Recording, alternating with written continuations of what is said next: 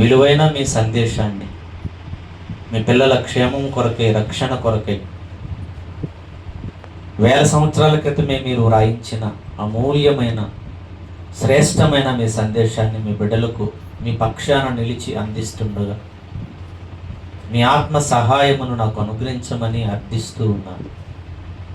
ఆరాధనకై చేరువచ్చి మీ పాదాల చెంత కూర్చున్న మోకరించిన మీ పిల్లలందరినీ సంఘమును, స్థానిక మీ సంఘమును, స్థానిక మీ దైవ సేవకులు, దైవజనుని దీవించమని కోరుతూ వెత్తబడుతున్న వాక్యము ఒక్కరు విడిచిపెట్టక, అనాలోచనగా ఉండక, వాక్యం పట్ల శ్రద్ధాభక్తులు మీ పిల్లలకు దయచేసి వాక్యానుసారముగా విన్న నాట నుండి ప్రవర్తించేవారుగా, అనేకులకు ఆ మాటలు ప్రకటించేవారుగా, ప్రకటించే పనిలో సహకరించేవారుగా ఉండునట్లు కూడా మీ సహాయాన్ని అందించమని కోరుతూ ఈ ఉదయకాలపు ఆరాధనలో పరసంబంధమైన ప్రతి మీ దీవెన ఆశీర్వాదమును మా అందరికి అనుగ్రహించి మీ కృపలో మమ్మల్ని ముందుకు నడిపించమని కోరుకుంటూ మీ ప్రియకుమారుడు మా రక్షకుడునైన యేసుక్రీస్తు వారి పవిత్ర నామమున ఈ ప్రార్థన మీకు సమర్పిస్తున్నాము తండ్రి,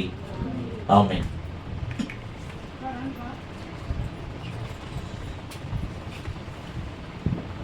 క్రీస్తునందు ప్రియమైన దేవుని పిల్లలారా,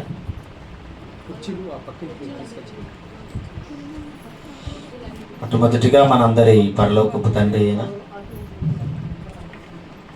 దేవాది దేవునికి ఒకసారి మీరందరూ చప్పట్లతో తండ్రికి క్రీస్తు వారి పుణ్యనామములు కృతజ్ఞతలు చెల్లించండి. పిల్లల్ని కింద కూర్చోగలిగిన పిల్లలుంటే కింద కూర్చోండి. పిల్లల్ని ఎప్పుడైనా మీరు దేవుని సన్నిధిలో కింద కూర్చోపెట్టండి. రెండవది, పిల్లల చేత మోకరింప చేయండి. పిల్లలు మోకరించాలి. అమ్మా, దేవుని సన్నిధిలో మీ పిల్లల్ని మురుక్కేటట్లు చేయండి. చక్కగా 3 పూట్ల మెక్కుతున్నారుగా, అవునా? ఆ దేవుడి దగ్గర వాళ్ళని మురుక్కేటట్లు చేయండి. తల్లిగా తండ్రిగా మీదే బాధ్యత. సమూయేలుని తల్లి ఇచ్చిన దేవుని సన్నిధిలో, ఆ మందిరంలో ఏం చేయించింది అని బైబిల్లో రాయబడింది. అక్కడే మొక్కాడు అని రాయబడి ఉంటుంది. ఎంత మంచివాడు చూడండి. అది తల్లి చెప్పగా వచ్చిందే. తల్లి చెప్పకపోతే పిల్లలకు రాదు. మీ పిల్లలకు రాలేదు అంటే అర్థం మీరు చెప్పలేదు అని అర్థం. మీరు చెప్పలేదు అంటే అర్థం మీకు దేవుని మాట, దేవుడు అంటే ఏమాత్రము గౌరవం లేదు, భయము లేదు, భక్తి లేదు, శ్రద్ధ లేదు అన్నది 100% కరెక్ట్. మీరు అనుకోవాలి. కనుక అలాగే మరి సభలకు నన్ను ఆహ్వానించి సభలలో వాక్యాన్ని ప్రకటించే అవకాశాన్ని కల్పించి, అలాగే ఉదయకాలపు ఆరాధనలో మీతో పాటు ఆరాధించడానికి నాకు అవకాశాన్ని కల్పించిన తండ్రికి నేను కూడా మనసారా ఆయనకి మరొకసారి కృతజ్ఞతాస్తుతులు చెల్లిస్తున్నాను. అలాగే నన్ను ఆహ్వానించి మీ మధ్య ఉంచిన మీ స్థానిక మీ దైవజనులు ప్రిన్సిపల్ గారు ఆనంద్ గారికి కూడా ప్రత్యేకమైన వందనాలు తెలియజేస్తూ ఉన్నాను. అలాగే చేరువచ్చిన ఆరాధనకై దేవుని ప్రియులైన మీ అందరికీ కూడా ప్రభు పేరిట హృదయపూర్వకమైన నా శుభములు, వందనాలు తెలియజేసుకుంటున్నాను. మరి ఉదయకాలపు ఆరాధన ఒక మంచి సందేశాన్ని మీకు చెప్పాలి అని నేను సిద్ధపడి ఉన్నాను. అదే, దేవుని ఇంటిలో నమ్మకమైన పరిచారకులా. దేవుని ఇంటిలో నమ్మకమైన పరిచారకులా. ఈరోజు భూమి మీద మనం ఉండడానికి మనకంటూ ఒక ఇల్లు అంటే రాతితో కట్టబడినది అని మాత్రమే కాదు. ఇల్లు అంటే నివసించే నివాసము అంటారు, కుటుంబము అంటారు. మీకు అర్థమైందా? కుటుంబము అని అనొచ్చు, నివాసము అని అనొచ్చు. ఇల్లు అంటే అర్థాలు వస్తాయి ఇవన్నీ. జ్ఞానవంతురాలు తన ఇంటిని కట్టును అని ఉంది. జ్ఞానవంతురాలట తన ఇంటిని కట్టును అని ఉంది. ఇల్లు అంటే అక్కడ అర్థం ఏంటి? ఇల్లు అంటే పిల్లర్లు వేసేసి మొక్కతే కట్టేస్తేనా? అక్కడ ఇల్లు అంటే కుటుంబము అని అర్థం. జ్ఞానవంతురాలైతే ఒక స్త్రీ తన భర్తను చక్కగా వాక్యంతో నిలబెడుతుంది. జ్ఞానవంతురాలైతే తన పిల్లల్ని చక్కగా దేవుని మాటను బట్టి నిలబెడుతుందంటే తన కుటుంబాన్ని బాధ్యత కలిగి కట్టుకుంటుంది అని అర్థం. ఒక స్త్రీ పాత్ర చాలా చాలా గొప్పది బైబిల్లో. మీరు అనుకుంటున్నట్లుగా, మీరు ఊహిస్తున్నట్టుగా కాదు. మీకోసం దేవుడు చాలా గొప్పగా ఆలోచించాడు. భర్త పాత్ర కుటుంబంలో ఒక యజమానిగా ఎంత ఉంటుందో, అలాగే భార్య పాత్ర కూడా కుటుంబ అభివృద్ధి కోసం, కుటుంబం చక్కగా కట్టబడడంలో భార్యగా స్త్రీ పాత్ర కూడా అంతే గొప్పగా ఉంటుంది. చాలామంది భర్తల మీద వదిలేసి భార్యలు బాధ్యత లేని స్త్రీలుగా ఉంటారు.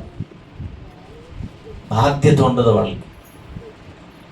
ప్రతిదీ భారంగా, ప్రపంచ కుటుంబాలన్నిటికీ ఏమీ అన్నం వండి పెడుతున్నట్టు, అందరి అంట్లో ఏమి తోముతున్నట్టు, అందరి ఇళ్లలో ఉన్న బట్టలన్నీ ఏమి ఉతుకుతున్నట్టుగా భారంతో ఫీల్ అవుతుంటారు కొంతమంది. ఏమా అలా ఫీల్ అవ్వకండి. నీకున్నది ఒకే చిన్ని కుటుంబం, ఒక్క మీ ఆయన, ఆ తర్వాత ఒకరు ఇద్దరు ముగ్గురు పిల్లలు, అంతే. అది భారం కాదు, బాధ్యత. బాధ్యత అని మీరు ఎప్పుడైతే అనుకుంటారో అప్పుడు చాలా చక్కగా మీరు చేసుకోగలుగుతారు. అందుకే రాశాడు జ్ఞానవంతురాలు అని అన్నాడు. జ్ఞానవంతురాలు అంటే వాక్యమును ఎరిగినది అని అర్థం. వాక్యమును ఎరిగినదైతే, వాక్యము నేర్చుకున్నదైతే, ఆ వాక్యముతో ఆమె తన కుటుంబాన్ని చక్కగా కట్టుకుంటుంది, నడిపించుకుంటుంది. ఆ కుటుంబాన్ని చూస్తే చుట్టుప్రక్కల ఉన్నటువంటి అనేక కుటుంబాలు ఆశ్చర్యపోతారు. వాళ్ళు అలా ఎలా ఉండగలిగారు అని, వాళ్ళు అలా ఎంత చక్కగా ఉండగలిగారు అని వాళ్ళు ఆశ్చర్యపోతారు. కట్టుకోవడానికి వాక్యాన్ని ఇచ్చాడు. వాక్యం అనేది భూమి మీద మన జీవితాలను లేదా మన కుటుంబాలను నువ్వు ఎంత చక్కగా నీట్గా ఎంత అందంగా అలంకరించుకుంటావో అంత అందంగా అలంకరించుకో. వాక్యం అనేది కూడా అలంకరణ, తెలుసా? చాలామంది దేవుడిచ్చిన పదార్థాలు ఉన్నాయి. ఆ పదార్థాలతో అంటే సిమెంటు, ఇసుక, రాయి, స్టీలు, రంగులు, వీటన్నిటితో ఒక చక్కటి అందమైన బ్రహ్మాండంగా ఇంటిని అలంకరించుకుంటారు కట్టుకొని. అవునా? చూస్తాను. ఇప్పుడు చూడండి, చిన్న చిన్న పల్లెటూరులో కూడా ఎంత పెద్ద పెద్ద బిల్డింగ్స్ కడుతున్నారు. వాస్తవానికి అవి అంత పల్లెటూరులో ఉండవలసిన బిల్డింగ్స్ కాదు, పట్టణాలలో ఉండవలసినటువంటి లగ్జరీ ఇల్లును చిన్ని పల్లెటూరులో కూడా కట్టుకుంటున్నారు అందంగా. ₹1,00,000 పర్వాలేదు, మంచి ఇల్లు ఉండాలి, అందమైన ఇల్లు ఉండాలి, లగ్జరీ ఉండాలి అని. దేవుడిచ్చిన పదార్థాలతో రాతి కట్టడాన్ని చక్కగా కట్టుకుంటున్నారు. అప్పు చేసుకోనైనా కట్టుకుంటున్నారు కదా.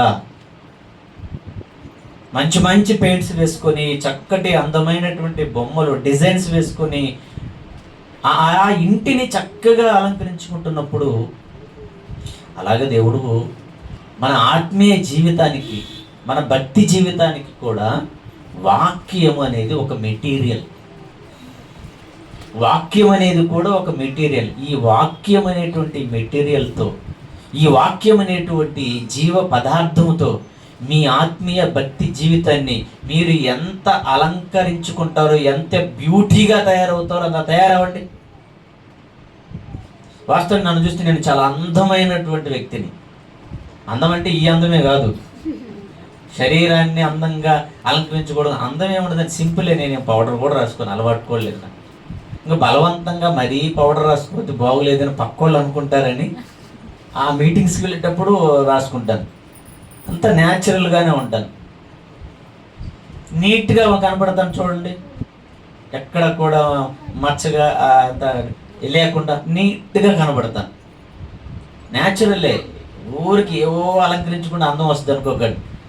ఏమ్మా, నీకున్న ఆ ముక్కుని, ఆ ముఖాన్ని, ఆ వెంట్రుకలను నీట్గా కొంచెం శుభ్రం కడుక్కొని భద్రంగా ఆ వెంట్రుకలు కొంచెం నూనె రాసుకొని, ముఖం కూడా ఎక్కువసార్లు నీళ్ళతో కడుక్కో. ఆ సబ్బు ఈ సబ్బు అన్ని గబ్బు ఇవన్నీ నువ్వు నీళ్ళతో 2 సార్లు సబ్బుతో కడుక్కునే దానికంటే 10 సార్లు ఒట్టి నీళ్ళతో కడుక్కో.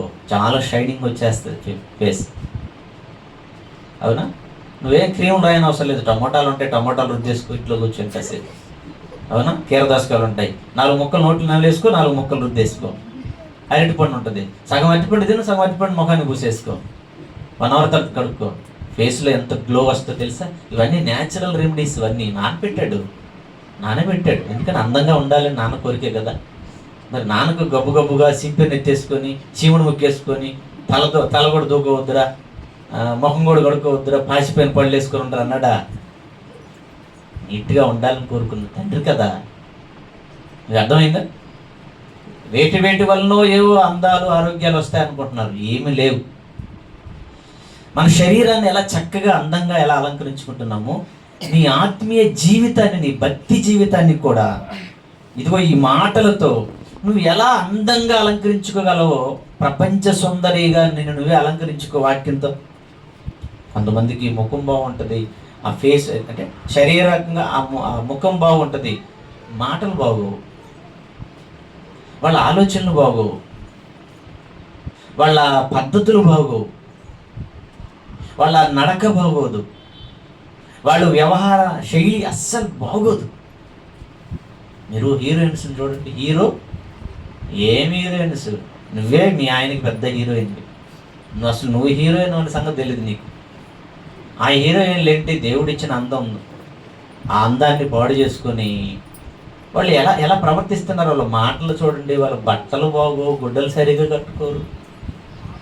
అట్ల కాడ తీసుకుని వాత పెడితే బాగుంది అనిపిస్తుంది నాకు. అయితే వాతలు అయితే ఉన్నాయి, కానీ మనం పెట్టడానికి కొద్దిగా పెట్టే దేవుడు ఉన్నాడు. ఆయన వాతలు పెట్టడమే కాదు, గుండంలోని దించడానికి సిద్ధపడ్డాడు ఆయన. అలాంటి వాళ్ళందరినీ అక్కడ పరలోకానికి ఎలా రాణిస్తాడు?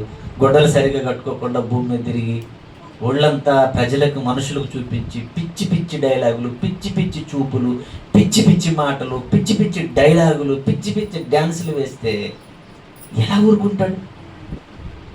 ఆయన ఇచ్చిన దేవాలయం కదా శరీరం. ఏమనుకుంటున్నారు? ఇది యెహోవా టెంపుల్, కల్వరి టెంపుల్ కాదు. ఇది కల్వరి టెంపుల్ కాదు, ఇది యెహోవా టెంపుల్, జీవము కలిగిన దేవుని టెంపుల్, మందిరం, గుడి. మీకు అర్థమైంది? అందుకే వాక్యంతో చక్కగా మన బ్రతుకులను కట్టుకోవాలి. అందుకే 66 పుస్తకాల వాక్యాన్ని మనకి ఇచ్చాడు. నువ్వు ఎంత అందంగా అలంకరించుకోగలవు. అందుకే ఆత్మ సౌందర్యము అంటాడు, అక్షయ అలంకారము మీకు అలంకారంగా ఉండాలి అంటాడు. శరీర అలంకరణ అలంకరించుకుంటే కొద్దిగా అలంకరించుకో, అతొద్దు, కొంచెం అలంకరించుకోకపోయినా పర్లేదు. ఉన్నదాన్ని నీట్గా చాలు. ఉన్న వెంట్రుకలను భద్రం చేసుకో. ఇంకా పొడుగు రావాలని, ఇంకా నల్లగా రావాలని అది రాసి ఇది రాస్తే గోరితో పెట్టడంత అవుతుంది చివరికి. మీకు అర్థమైందా? ఉన్నది మీరు భద్రం చేసుకుంటే చాలు. నేను చూడండి, నా వెంట్రుకలు చాలా భద్రం చేసుకుంటాను. ఇందాక బైక్ మీద వచ్చేటప్పుడు చాలా బాధపడ్డాను నేను. ఎందుకు? ముఖం అంతా గాలికి, హెల్మెట్ నాకు లేదు. 10 కిలోమీటర్లు బైక్ మీద రావడం అంటే నడిచొద్దామన్నంత ఆలోచన వచ్చేసింది నాకు. ముఖం అంతా మా గాలికి అసలు మాడిపోతుంది. దేవుడు ఇచ్చిన వెంట్రుకలన్నీ చిల్లా చెదరైపోయాయి. ఇక్కడికి వచ్చేసరికి కాసేపు అర్థం అవ్వలేదు నాకు. అమ్మ బాబోయ్, వెంట్రుకలని ఇంత పాడైపోతే అలా, అమ్మ నాన్న ఇచ్చినవి భద్రంగా కాపాడుకోవాలి కదని. మీకు అర్థమైంది? కనుక ఉన్నదాన్ని జాగ్రత్తగా కాపాడుకుంటే చాలు. రైట్. దేవుని ఇంటిలో నమ్మకమైన పరిచారకులా. ఇంతకీ ఏది దేవుని ఇల్లు? దేవుని ఇంటిని గురించినటువంటి మాటలు బైబిల్లో ఉన్నాయా అని జాగ్రత్తగా మనం ఆలోచించగలిగితే ప్రియులారా, ఒకసారి మీరు జాగ్రత్తగా చూడండి. దేవుని లేఖనాలను మనం చూద్దాం. లేఖనాలలో మనకేముందని రాశాడు? లేఖనముల యందు మీకు నిత్య జీవము కలదు అని అన్నాడు. కనుక మనం నిత్య జీవానికి తీసుకుని వెళ్ళేవి ఈ లేఖనాలు. కనుక నిత్య జీవానికి తీసుకుని వెళ్ళే ఈ లేఖనాలలోనికి వెళ్ళి జాగ్రత్తగా మనం శ్రద్ధతో, మనసు అటు ఇటు వెళ్లకుండా ఆ మనసు కాస్త కళ్ళు వేసి, అర్థమైందా, చిక్కం కాస్త దాన్ని పెట్టి మీరు ఇక్కడే స్టడీగా ఉంచేసేయండి. ఎందుకంటే మనసు అనేది కోతి లాంటిది, ఒక చోట తిన్నగా ఉంటుంది. అది తింటున్నా ఎక్కడో ఆలోచిస్తుంటుంది, పడుకున్నా ఎక్కడెక్కడో తిరుగుతుంటుంది. శుభ్రంగా రాత్రి బెడ్ మీద పడుకుంటే అమెరికా పోయి వచ్చానంటాడు ఒకటి తెల్లారి. నేను హైదరాబాదులో విమానం ఎక్కానంటాడు ఒకడు. నీకేం పని, బెడ్ మీద ఉన్నావు కదా అంటే, బాడీ బెడ్ మీద ఉన్న ఈ మనసు చూశారు కోతి లాంటిది. కోతి ఎక్కడ ఒక చోట తిన్నగా ఉండదు. ఆ కొమ్మ మీదకి, ఈ కొమ్మ మీదకి, ఆ ఇంటి మీదకి, ఇంటి మీదకి ఎలా తిరుగుతుందో మన మనసు కూడా అలాంటిదే. అవునో కాదో మీకే అనుభవం. కనుక దాన్ని కొంచెం తిన్నగా, స్టడీగా వాక్యం మీద మీరు పెట్టండి. చూద్దాం ఒకసారి హెబ్రీలకు రాసిన పత్రిక, హెబ్రీలకు రాసిన పత్రిక 3వ అధ్యాయం 2 నుండి జాగ్రత్తగా చూడండి ఆ మాటల్ని. ఆ మాటలలో ఉన్న మాధుర్యం, పరమార్థం. హెబ్రీలకు రాసిన పత్రిక 3వ అధ్యాయము 2 నుంచి జాగ్రత్తగా చదవండి. దేవుని ఇల్లంతటిలో ఏ పదం రాయబడింది? దేవుని ఇల్లంతటిలో మోషే నమ్మకముగా ఉండినట్టు. అంటే హెబ్రీలకు, దేవుని నమ్మినటువంటి క్రొత్త నిబంధనలోని పిల్లలకు దైవజనుడైనటువంటి పౌలు గారి ద్వారా పరిశుద్ధాత్మ ప్రేరణతో తండ్రి అయిన దేవుడు గతంలో జరిగినటువంటి చరిత్రను తెలియజేస్తున్నాడు. ఇద్దరు గురించి గుర్తు చేస్తున్నాడు. వాళ్ళు ఎవరు? వాళ్ళిద్దరు అక్కడ చూస్తే, ఒక ఆయన మోషే, మోషేను పోలినటువంటి మరొక ఆయనే యేసుక్రీస్తు వారు. వాళ్ళిద్దరు అక్కడ కనబడతారు. ముందు మోషే గారి గురించి మాట్లాడుతూ, దేవుని ఇల్లంతటిలో, మోషే గారున్న కాలంలో దేవుని ఇల్లు ఒకటి ఉందట. ఆ దేవుని ఇంటిలో మోషే అనే ఈయన, మోషే ఎవరో తెలుసు కదా. మోషే ఎవరు? అమ్రాము యోకోబేదు గారి కుమారుడు, రెండో కొడుకు కాదు, చివరి ఆయన. ముందు అమ్రాము యోకోబేదు భార్య భర్తలు. వాళ్ళకు ముందు పుట్టిన కుమారుడు, జ్యేష్ఠ కుమారుడు అహరోను. ఆ తర్వాత మధ్యలో ఉన్నామా మిరియాము అక్క, చిన్నవాడు మోషే. ముగ్గురు పిల్లలు అన్నమాట అమ్రాము యోకోబేదుకి. మీకు అర్థమైందా? ఆయన వాళ్ళ పుట్టిన కొడుకు ఈయన మోషే. దేవుని ఇల్లు ఉంది అప్పటికి. మోషే గారు ఉన్న కాలంలో దేవుని ఇల్లు ఉందట. ఆ ఇంటిలో మోషే అనే ఈయన ఉన్నాడట. ఉన్న ఆయన ఆ ఇంటిలో ఎలా ఉన్నాడు అని రాయబడింది? నమ్మకముగా ఉండినట్టు అని రాయబడింది. దేవుడు ఇస్తున్న స్టేట్మెంట్ బాగా వినాలి. కూర్చోనన్న. దేవుడు ఇస్తున్నటువంటి స్టేట్మెంట్, సాక్ష్యం. ఎంత మంచి సాక్ష్యం అండి. అసలు నా గురించి చెప్తే ఎంత బాగుంటుంది మాట. చెప్తాడు. ఎందుకు చెప్పడు? నేను అలా ఉంటే ఎందుకు చెప్పడు? మీరు మీ గురించి చెప్తాడు. ఎప్పుడు చెప్తాడు? మీరు అలా ఉంటే చెప్తాడు. ఆయనకు పక్షపాతం ఏమి? అసలు ఈ మాట దేవుని చేత ఎలాంటి మాట అనిపించుకోవడం కంటే అసలు ఏదండి గొప్పది? మీరు నన్ను పొగిడారనుకోండి, మీరు నన్ను పొగుడుతున్నారో లేదో నాకు తెలుస్తుంది. మేము చిన్నపిల్లలు ఏం కాదు కదా. మీరేంటో మేము మిమ్మల్ని చూడగానే కాస్తంత మాకు అర్థమైపోద్ది వాక్యాన్ని బట్టి. అందుకని మా దగ్గర నాటకాలు వేయడానికి అసలు అవ్వదు. అందులో సీనియర్గా నా దగ్గర నాటకాలు ఆడడానికి అసలు అవ్వదు. ఎందుకంటే నేను మీలాంటి వాళ్ళని, నా తల వెంట్రుకలు అంతమందిని చూశాను, ఎంతోమంది సేవకులను చూశాను, ఎంతోమంది విశ్వాసులను చూశాను, ఎంతోమంది స్త్రీలను చూశాను, పిల్లలను చూశాను, పెద్దలను చూశాను, వృద్ధులను చూశాను, అందరిని చూశాను. కనుక మిమ్మల్ని చూస్తే మీ మాటలను బట్టి, మీరు చేస్తున్న దాన్ని బట్టి మాకు కొంచెం అర్థమవుతుంటుంది. మీరు మమ్మల్ని పొగడడం వలన మేము పెద్దగా సంతోషించవలసిన అవసరం లేదు. ఎందుకంటే మనుషులు ఎలా ఉంటారంటే 2 in 1, 2 రకాలు ఉంటారు. అవునా? మీకు మెత్తటి వాక్యం మీకు కుచ్చుకోకుండా, నువ్వు రాకపోయినా పర్లేదని, నువ్వు ఎందుకు రావట్లేదని అనకుండా, రాకపోయినా పర్లేదు అమ్మ, నువ్వు ఆరాధనకు రాకపోయినా తర్వాత రాకుండా పర్లేదమ్మా అని చెప్పి అనుకోండి, మీరు నన్ను మెచ్చుకుంటారుగా. మెచ్చుకోరు అన్న సూపరు. అదే ఏమ్మా నువ్వు ఎందుకు రావట్లేదమ్మా, ఎందుకు దేవుని సన్నిధులు లేవమ్మా అని అన్నా అనుకోండి, మెచ్చుకుంటారా నచ్చుకుంటారా? నచ్చుకుంటారు. సూపర్ లోకాన్ని అన్న వాళ్ళు ఏమంటారు? చిచి అసలు సూపరే కదా అంటే ఇలాంటి మాటలు నాలుకలు మడత పెడతాం మనం ఆ టైప్ మనం. అవునా కదా? మనుషులు మనల్ని మెచ్చుకోవాలని మీరు ఎప్పుడు కూడా అనుకోవద్దు. మన నాన్న మెచ్చుకోవాలి, నాన్న చెప్పాలి మన గురించి. చూడండి, ఎప్పుడు మోషే ఎప్పుడు ఆయన గురించి చెప్తున్నాడు, కొత్త నిబంధనలో సంఘానికి గుర్తు చేస్తున్నాడు. అవునా? మరి మోషే దేవుని ఇంటిలో నమ్మకముగా ఉన్నట్టు అని అన్నాడు కదా. ఇంతకీ మోషే గారున్న కాలంలో దేవుని ఇల్లుగా ఏది పిలువబడుతుంది? మోషే గారున్న కాలంలో దేవుని ఇల్లేది? ఏమైనా బిల్డింగ్ ఏమైనా ఉందా? రాతి కట్టడం ఏమైనా ఉందా? లేదు. మరి ఏది? ఇల్లు అంటే సంఘం. ఇల్లు అంటే సంఘము అని అర్థం. ఇంతకీ ఏ సంఘం?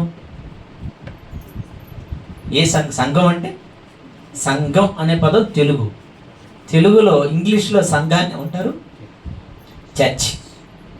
ఇంగ్లీష్లో చర్చ్, తెలుగులో సంఘం. సంఘం అంటే డ్వాక్రా సంఘము అంటే,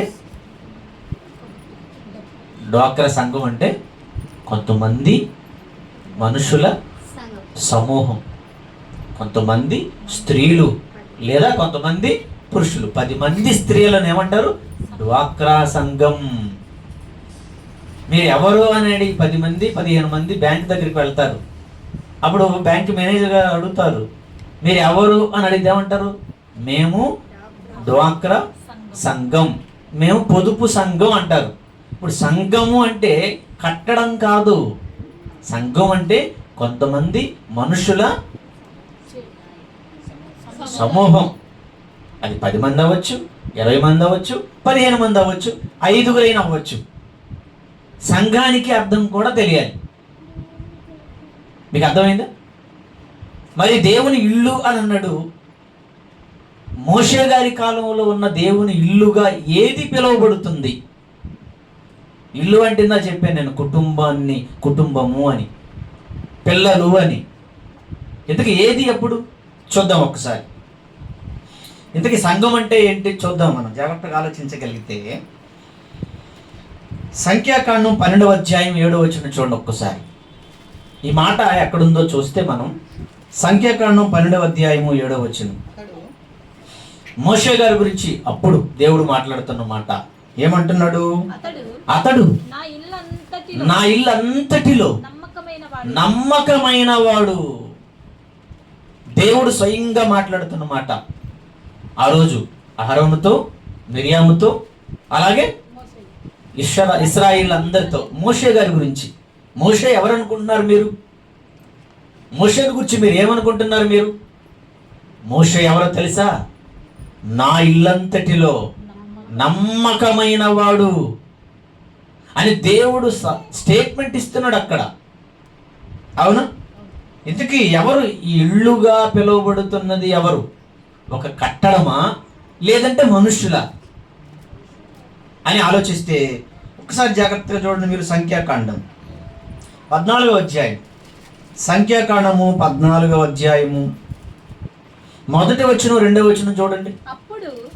సంఖ్యాకాండం 14వ అధ్యాయం 1వ వచనం 2వ వచనం. అప్పుడు ఆ సర్వ సమాజము ఎలుగెత్తి కేకలు వేసెను. ప్రజలు ఆ రాత్రి ఎలుగెత్తి ఏడ్చిరి. మరియు ఇశ్రాయేలీయులందరూ మోషే అహరోనుల పైని సనుగు కొనిరి. మోషే అహరోనుల పైన సనుగు కొనిరి అని అన్నాడు. 11వ వచనం చూడండి. 11వ వచనం, యెహోవా ఎన్నాళ్ళ వరకు ఈ ప్రజలు నన్ను అలక్ష్యము చేయుదురు, ఎన్నాళ్ళ వరకు నేను వారి మధ్యను చేసిన సూచక క్రియలన్నిటిని చూచి నన్ను నమ్మకయుందురు. అంటే ఇశ్రాయేలీయుల గురించి మాట్లాడుతున్నాడు. ఇంతకీ వీళ్ళు ఎవరని చెప్తున్నాడు? 15వ అధ్యాయం ఒకసారి 15వ వచనం చూడండి. సంఖ్యాకాండం 15వ అధ్యాయం 15వ వచనం, సంగమునకు అనగా మీకును. సంగము అంటే ఇప్పుడు ఎవరు? సంగమునకు అనగా మీకును, మీలో నివసించు పరదేశికి ఒక్కటే కట్టడా అని అన్నాడు. అంటే పాత నిబంధన కాలంలో మోషే గారు ఉన్నటువంటి సమయంలో దేవుని ఇల్లుగా, దేవుని కుటుంబంగా, దేవుడు నివసించేదిగా ఏమి కనబడుతుంది అంటే ఇశ్రాయేలీల సమాజమే, ఇశ్రాయేలీల సంఘమే ఒకనాటి దేవుని ఇల్లు. సంఘం అనే దేవుని ఇంటిలో ఉన్నాడు మోషే గారు. ఇది అర్థమైంది ఇప్పుడు? సంఘం అనే దేవుని ఇంటిలో ఉన్నాడు మోషే గారు. అందుకే ఆయన గురించి ఏమన్నాడు? మోషే నా ఇల్లంతటిలో నమ్మకమైన వాడుగా ఉన్నాడు అని అన్నాడు. ఎంత నమ్మకంగా ఉన్నాడు? నమ్మకం అంటే మోషే గారు ఇంటిలో మోషే గారే ఉన్నారా? ఇశ్రాయేలీల సంఘము మీద, ఇశ్రాయేలీల సర్వ సమాజం మీద మోషే ఒక్కడే ఉన్నాడా? ఇంకెవరెవరు ఉన్నారు? ఇశ్రాయేలీలు ఉన్నారు, ఆయన ఇల్లుగా పిలువబడుతున్న వాళ్ళు, అంతేనా? ఆయన పిల్లలుగా పిలువబడుతున్న ఇశ్రాయేలీలు ఉన్నారు, మోషే వాళ్ళ అన్న అహరోను ఉన్నాడు, వాళ్ళ అక్క మిరియాము కూడా ఉంది. అహరోను ఎలా ఉన్నాడా ఇంటిలో? మోషే గారు వాక్యాలు తీసుకురావడానికి కొండ మీదకి వెళ్ళాడు. దేవుడు పిలిచాడు, ఆయన నా పిల్లలకి వాళ్ళు ఎలా నడవాలో, వాళ్ళ క్షేమకరమైన కట్టడలు, విధులు, వాళ్ళ మేలుకరమైనటువంటి కొన్ని ఆజ్ఞలు నేను ఇస్తాను, నువ్వు కొండ మీదకి వచ్చేయమన్నాడు. నేను కొండ మీదకి వెళ్ళాడు వాక్యాలు తీసుకురావడానికి. ఈలోపు కింద ఇశ్రాయేలీలు ఉన్నారు, వాళ్ళ అన్నకు అప్పగిచ్చాడు. అన్న జాగ్రత్త చూసుకుని నేను వచ్చిందాక. వీళ్ళు మామూలు వాళ్ళు కాదు కదా, వీళ్ళు మహాముదులు, వీళ్ళు దేశముదులు కాదు, వీళ్ళు ప్రపంచముదులు. కింద చూసుకోమన్నాడు. 40 రోజులైంది. 40 రోజులైంది. లేట్ అయిందట వీళ్ళకి. లేట్ అయిందని ఆ మోషే అనేవాడు ఎక్కడున్నాడు? మోషే అనే వాడంటే ఎంత పొగరు పెట్టిన వాళ్ళండి వీళ్ళకి, ఎంత బలుపు చూడండి. మోషే అనేవాడు ఏమయ్యాడు? వాడు అసలు మా కంటికి కనపడడం లేదు. కనుక నువ్వు అర్జెంటుగా ఏం చేయాలంటే, ఆరాను నువ్వు ఏం చేయాలంటే మా కోసం దూడం చేయి. దూడను కొయ్యమన్నా బాగుండేది మటన్ కోసం, అంతేనా? చూడండి, సండే దూడను కోసుకొని తింటారు. మటన్, మంచి మటన్ అండి. మటన్, ఈ కోడి, ఈ బ్రాయిలర్ కోడి, ఫార్మ్ కోళ్ళు ఉన్నాయి కదా, వాటికంటే 100 రెట్లు శ్రేష్టమైనది, బలమైనది B12 రెడ్ మీట్ అంటారు, ఎర్ర మాంసం అంటారు. B12 పుష్కలంగా ఉండేది మటన్. న్యాచురల్ అది. దానికి ఎవరు ఇంజక్షన్ అయినా వేయరు, మందులేమి వేయరు, దానికి ఏమో మందులేమి కొట్టరు, అవునా? చాలా శ్రేష్టమైన తినాలి. అది పిల్లలకు కూడా అలవాటు చేయాలి. అయితే లిమిట్. ముందుగా మనం వాయిలు వేసారక్కమ్మ, కొంచెం రుచిగా ఉంటుంది. మీకు అర్థమైంది? లిమిట్గా తీసుకోండి. మంచి B12 ఉంటుంది, అది నేను తింటాను. నేను ఎక్కువ తినేస్తాను. నేను ఎలా తింటానంటే అది ఉంటే అచ్చం అది తినేస్తాను, నో రైస్. ఆ రైస్ ఎందుకు? అది బొజ్జ రావడం తప్ప. బొజ్జలు పెరుగుతుంటాయి, బొర్ర పోతుంటుంది, అవునా? మీరు తింటే 1/2 కిలోనైనా అచ్చంగా మటన్ ముక్కలే చక్కగా నిమ్మకాయ పెట్టుకొని హ్యాపీగా ఆనందంగా చక్కగా నవ్వులుకుంటూ 1/2 కిలో అయినా తినేసాడు. ఆ రోజు మొత్తం రెస్ట్ ఇవ్వండి పొట్టకి. మీకు అర్థమైందా? బలమైనది. దూడను కొయ్యి మటన్ తిందాం అనుకుంటే బాగుండు. దూడని చెయ్యాలట. ఎందుకురా దూడని మీకు అని అడిగితే, దూడే మా దేవుడు. దూడ దేవుడా? దవడ పగలు కొట్టద్దు. దూడ దేవుడా? దూడ దేవుడా? దూడని చేసింది దేవుడా? దూడని చేసింది దేవుడు. అర్జెంటుగా దూడం చేయ మాకు. ఆ దూడే మాకు దేవుడు. ఆయనే మమ్మల్ని ఐగుప్తులో నుండి తీసుకొచ్చాడు. మా ముందర నడవాలి. మేము దేవుడు అని అంటాం, వెనక డ్యాన్సులు కూడా వేస్తాం మేము అని వీళ్ళు చెప్తే, ఇంట్లో ఉన్న వాళ్ళు చూడు ఎలా ఉన్నారు వీళ్ళు. దేవుని ఇంట్లో వీళ్ళు ఎలాంటి వాళ్ళు చూడండి. మన ఇంట్లో కూడా ఇలాంటి టైప్ వాళ్ళు ఉంటారు చూడండి. మీ ఇంట్లో కూడా ఉంటారు. మీ ఆయన అవ్వచ్చు, మీ నాయన అవ్వచ్చు, మీ అమ్మ అవ్వచ్చు, నీ కూతురు అవ్వచ్చు, నీ కొడుకు అవ్వచ్చు, మీ తమ్ముడు అవ్వచ్చు. ఇలాంటి క్యారెక్టర్ కలిగిన వాళ్ళు ఉంటారు చూడండి. దేవుని ఇంటిలో ఉన్నటువంటి ఇశ్రాయేలీలలో చాలా మంది వీళ్ళు ఎలాంటి వాళ్ళు చూడండి. దూడం చేయమంటున్నారు, దేవుడు వద్దట. దూడ దేవుడట, వాళ్ళు ముందర నడవాలట. ఆ దూడేనట వీళ్ళు నడిపించుకొని వచ్చిందట ఐగుప్తుల నుండి. అసలు వాళ్ళ ఆలోచన చూడండి. ఏంటండి వీళ్ళు ఇలాంటి వాళ్ళు. అహరోను ఆ మాట చెప్పగానే భయపడిపోయి ఏం చేశాడు, అయితే మీ ముక్కులకి చెవులకున్న కమ్ములను తీసుకురమ్మన్నాడట. అప్పుడు మగవాళ్ళకు కూడా కమ్ములు ఉన్నాయట. మగవాళ్ళకి ఏమున్నాయి, మగవాళ్ళు కూడా ఇచ్చారట. మగవాళ్ళు అంటే మగపిల్లలు కూడా పెట్టుకున్నారు అప్పుడే. ఇప్పుడు పెట్టుకుంటుంది ఎక్కడ అనుకుంటున్నారు, ఇప్పుడుది కాదు అది. ఏది కొత్తది ఏమి ఉండదు, మునుపు జరిగినదే మరలా జరుగుతున్నది. ఈ చెవులకు కమ్మలు, ఇప్పుడు పిల్లలు చూడండి, ఒరే అమ్మకి కమ్మలు తీసి ఇచ్చినా అమ్మ సంతోషపడదు, చెల్లికి తీసిరాదు కమ్మలు, నీకెందుకులా మగపిల్లోడికి కమ్మలు. ఉంగరం తీసుకున్నామంటే అర్థం ఉంది, బ్రాస్లెట్ వేసుకున్నామంటే అర్థం ఉంది, చైన్ వేసుకున్నామంటే బంగారపు చైన్ అర్థం ఉంది. నీకు ముక్కు పుడుకు ఎందుకురా, నీకు చెవుల కమ్మలు ఎందుకురా. ఏంటండి మగపిల్లలు చూడండి, పిచ్చి ఎక్కడిది ఇది. ఈ జబ్బే చింత చచ్చినా అది వాళ్ళు చచ్చినా అదంతా వస్తానే ఉంది, తరతరాలు. ఇప్పుడు మీరు కొత్త అనుకుంటున్నారేమో, వాళ్ళు కూడా ఒలిసిచ్చారట. వాడి చెవులుకున్న కమ్మలు కూడా ఇచ్చేసారట. వాళ్ళ అమ్మకున్న కమ్మలు, వాళ్ళ అక్కకున్న కమ్మలు, వాడి భార్యకున్న కమ్మలు, వాళ్ళ పిల్లలకున్న బంగారం అంతా తీసిస్తే ఈయన ఏమనాలండి పెద్దోడు అహరోను? తప్పు, ఏమడుగుతున్నారు మీకు అర్థం అవడం లేదు అని ఆ ఇంటిలో పెద్దవాడుగా ఏర్పరచబడిన వాడుగా మోషేకి తోడుగా ఉన్న అహరోను కూడా చెప్పాలా వద్దా? చెప్పలేదు. మరి ఏమైపోయాడు, భయపడిపోయారు. వీళ్ళు మామూలుగా కొట్టి చంపుతారేమో, వీళ్ళ చేతుల్లో చంపబడేదానికంటే చచ్చిపోయే కంటే చేసేస్తే పర్లేదని బంగారం అంతా తీసుకొని దూడం చేసేసాడట.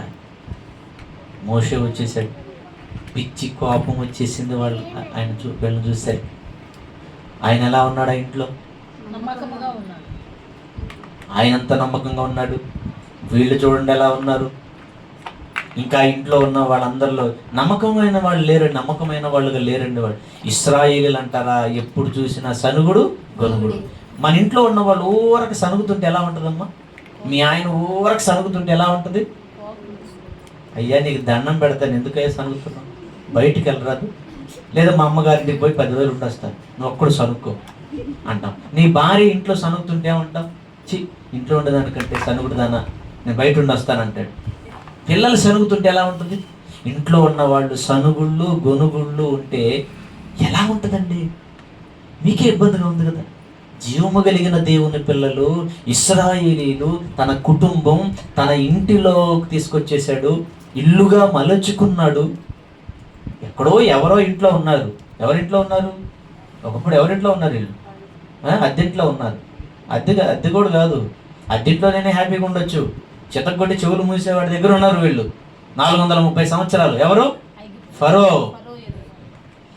కఠినుడైనటువంటి ఫరో, కనికరము జాలి దయాలేని ఫరో, భయంకరంగా హింస పెడుతున్నటువంటి అక్కడ ఉంటే, అక్కడి నుంచి దేవుడు వీళ్ళని తీసుకుని వచ్చి ఒక కుటుంబంగా చేసి ఒక మంచి సేవకుడిని, నాయకుడిని, మంచి దైవజనుడు, త్యాగపరుడైనటువంటి దైవజనుడు, ఎవరెన్నేమన్నా కడుపులు పెట్టుకొని ఉంటాడు మోషే.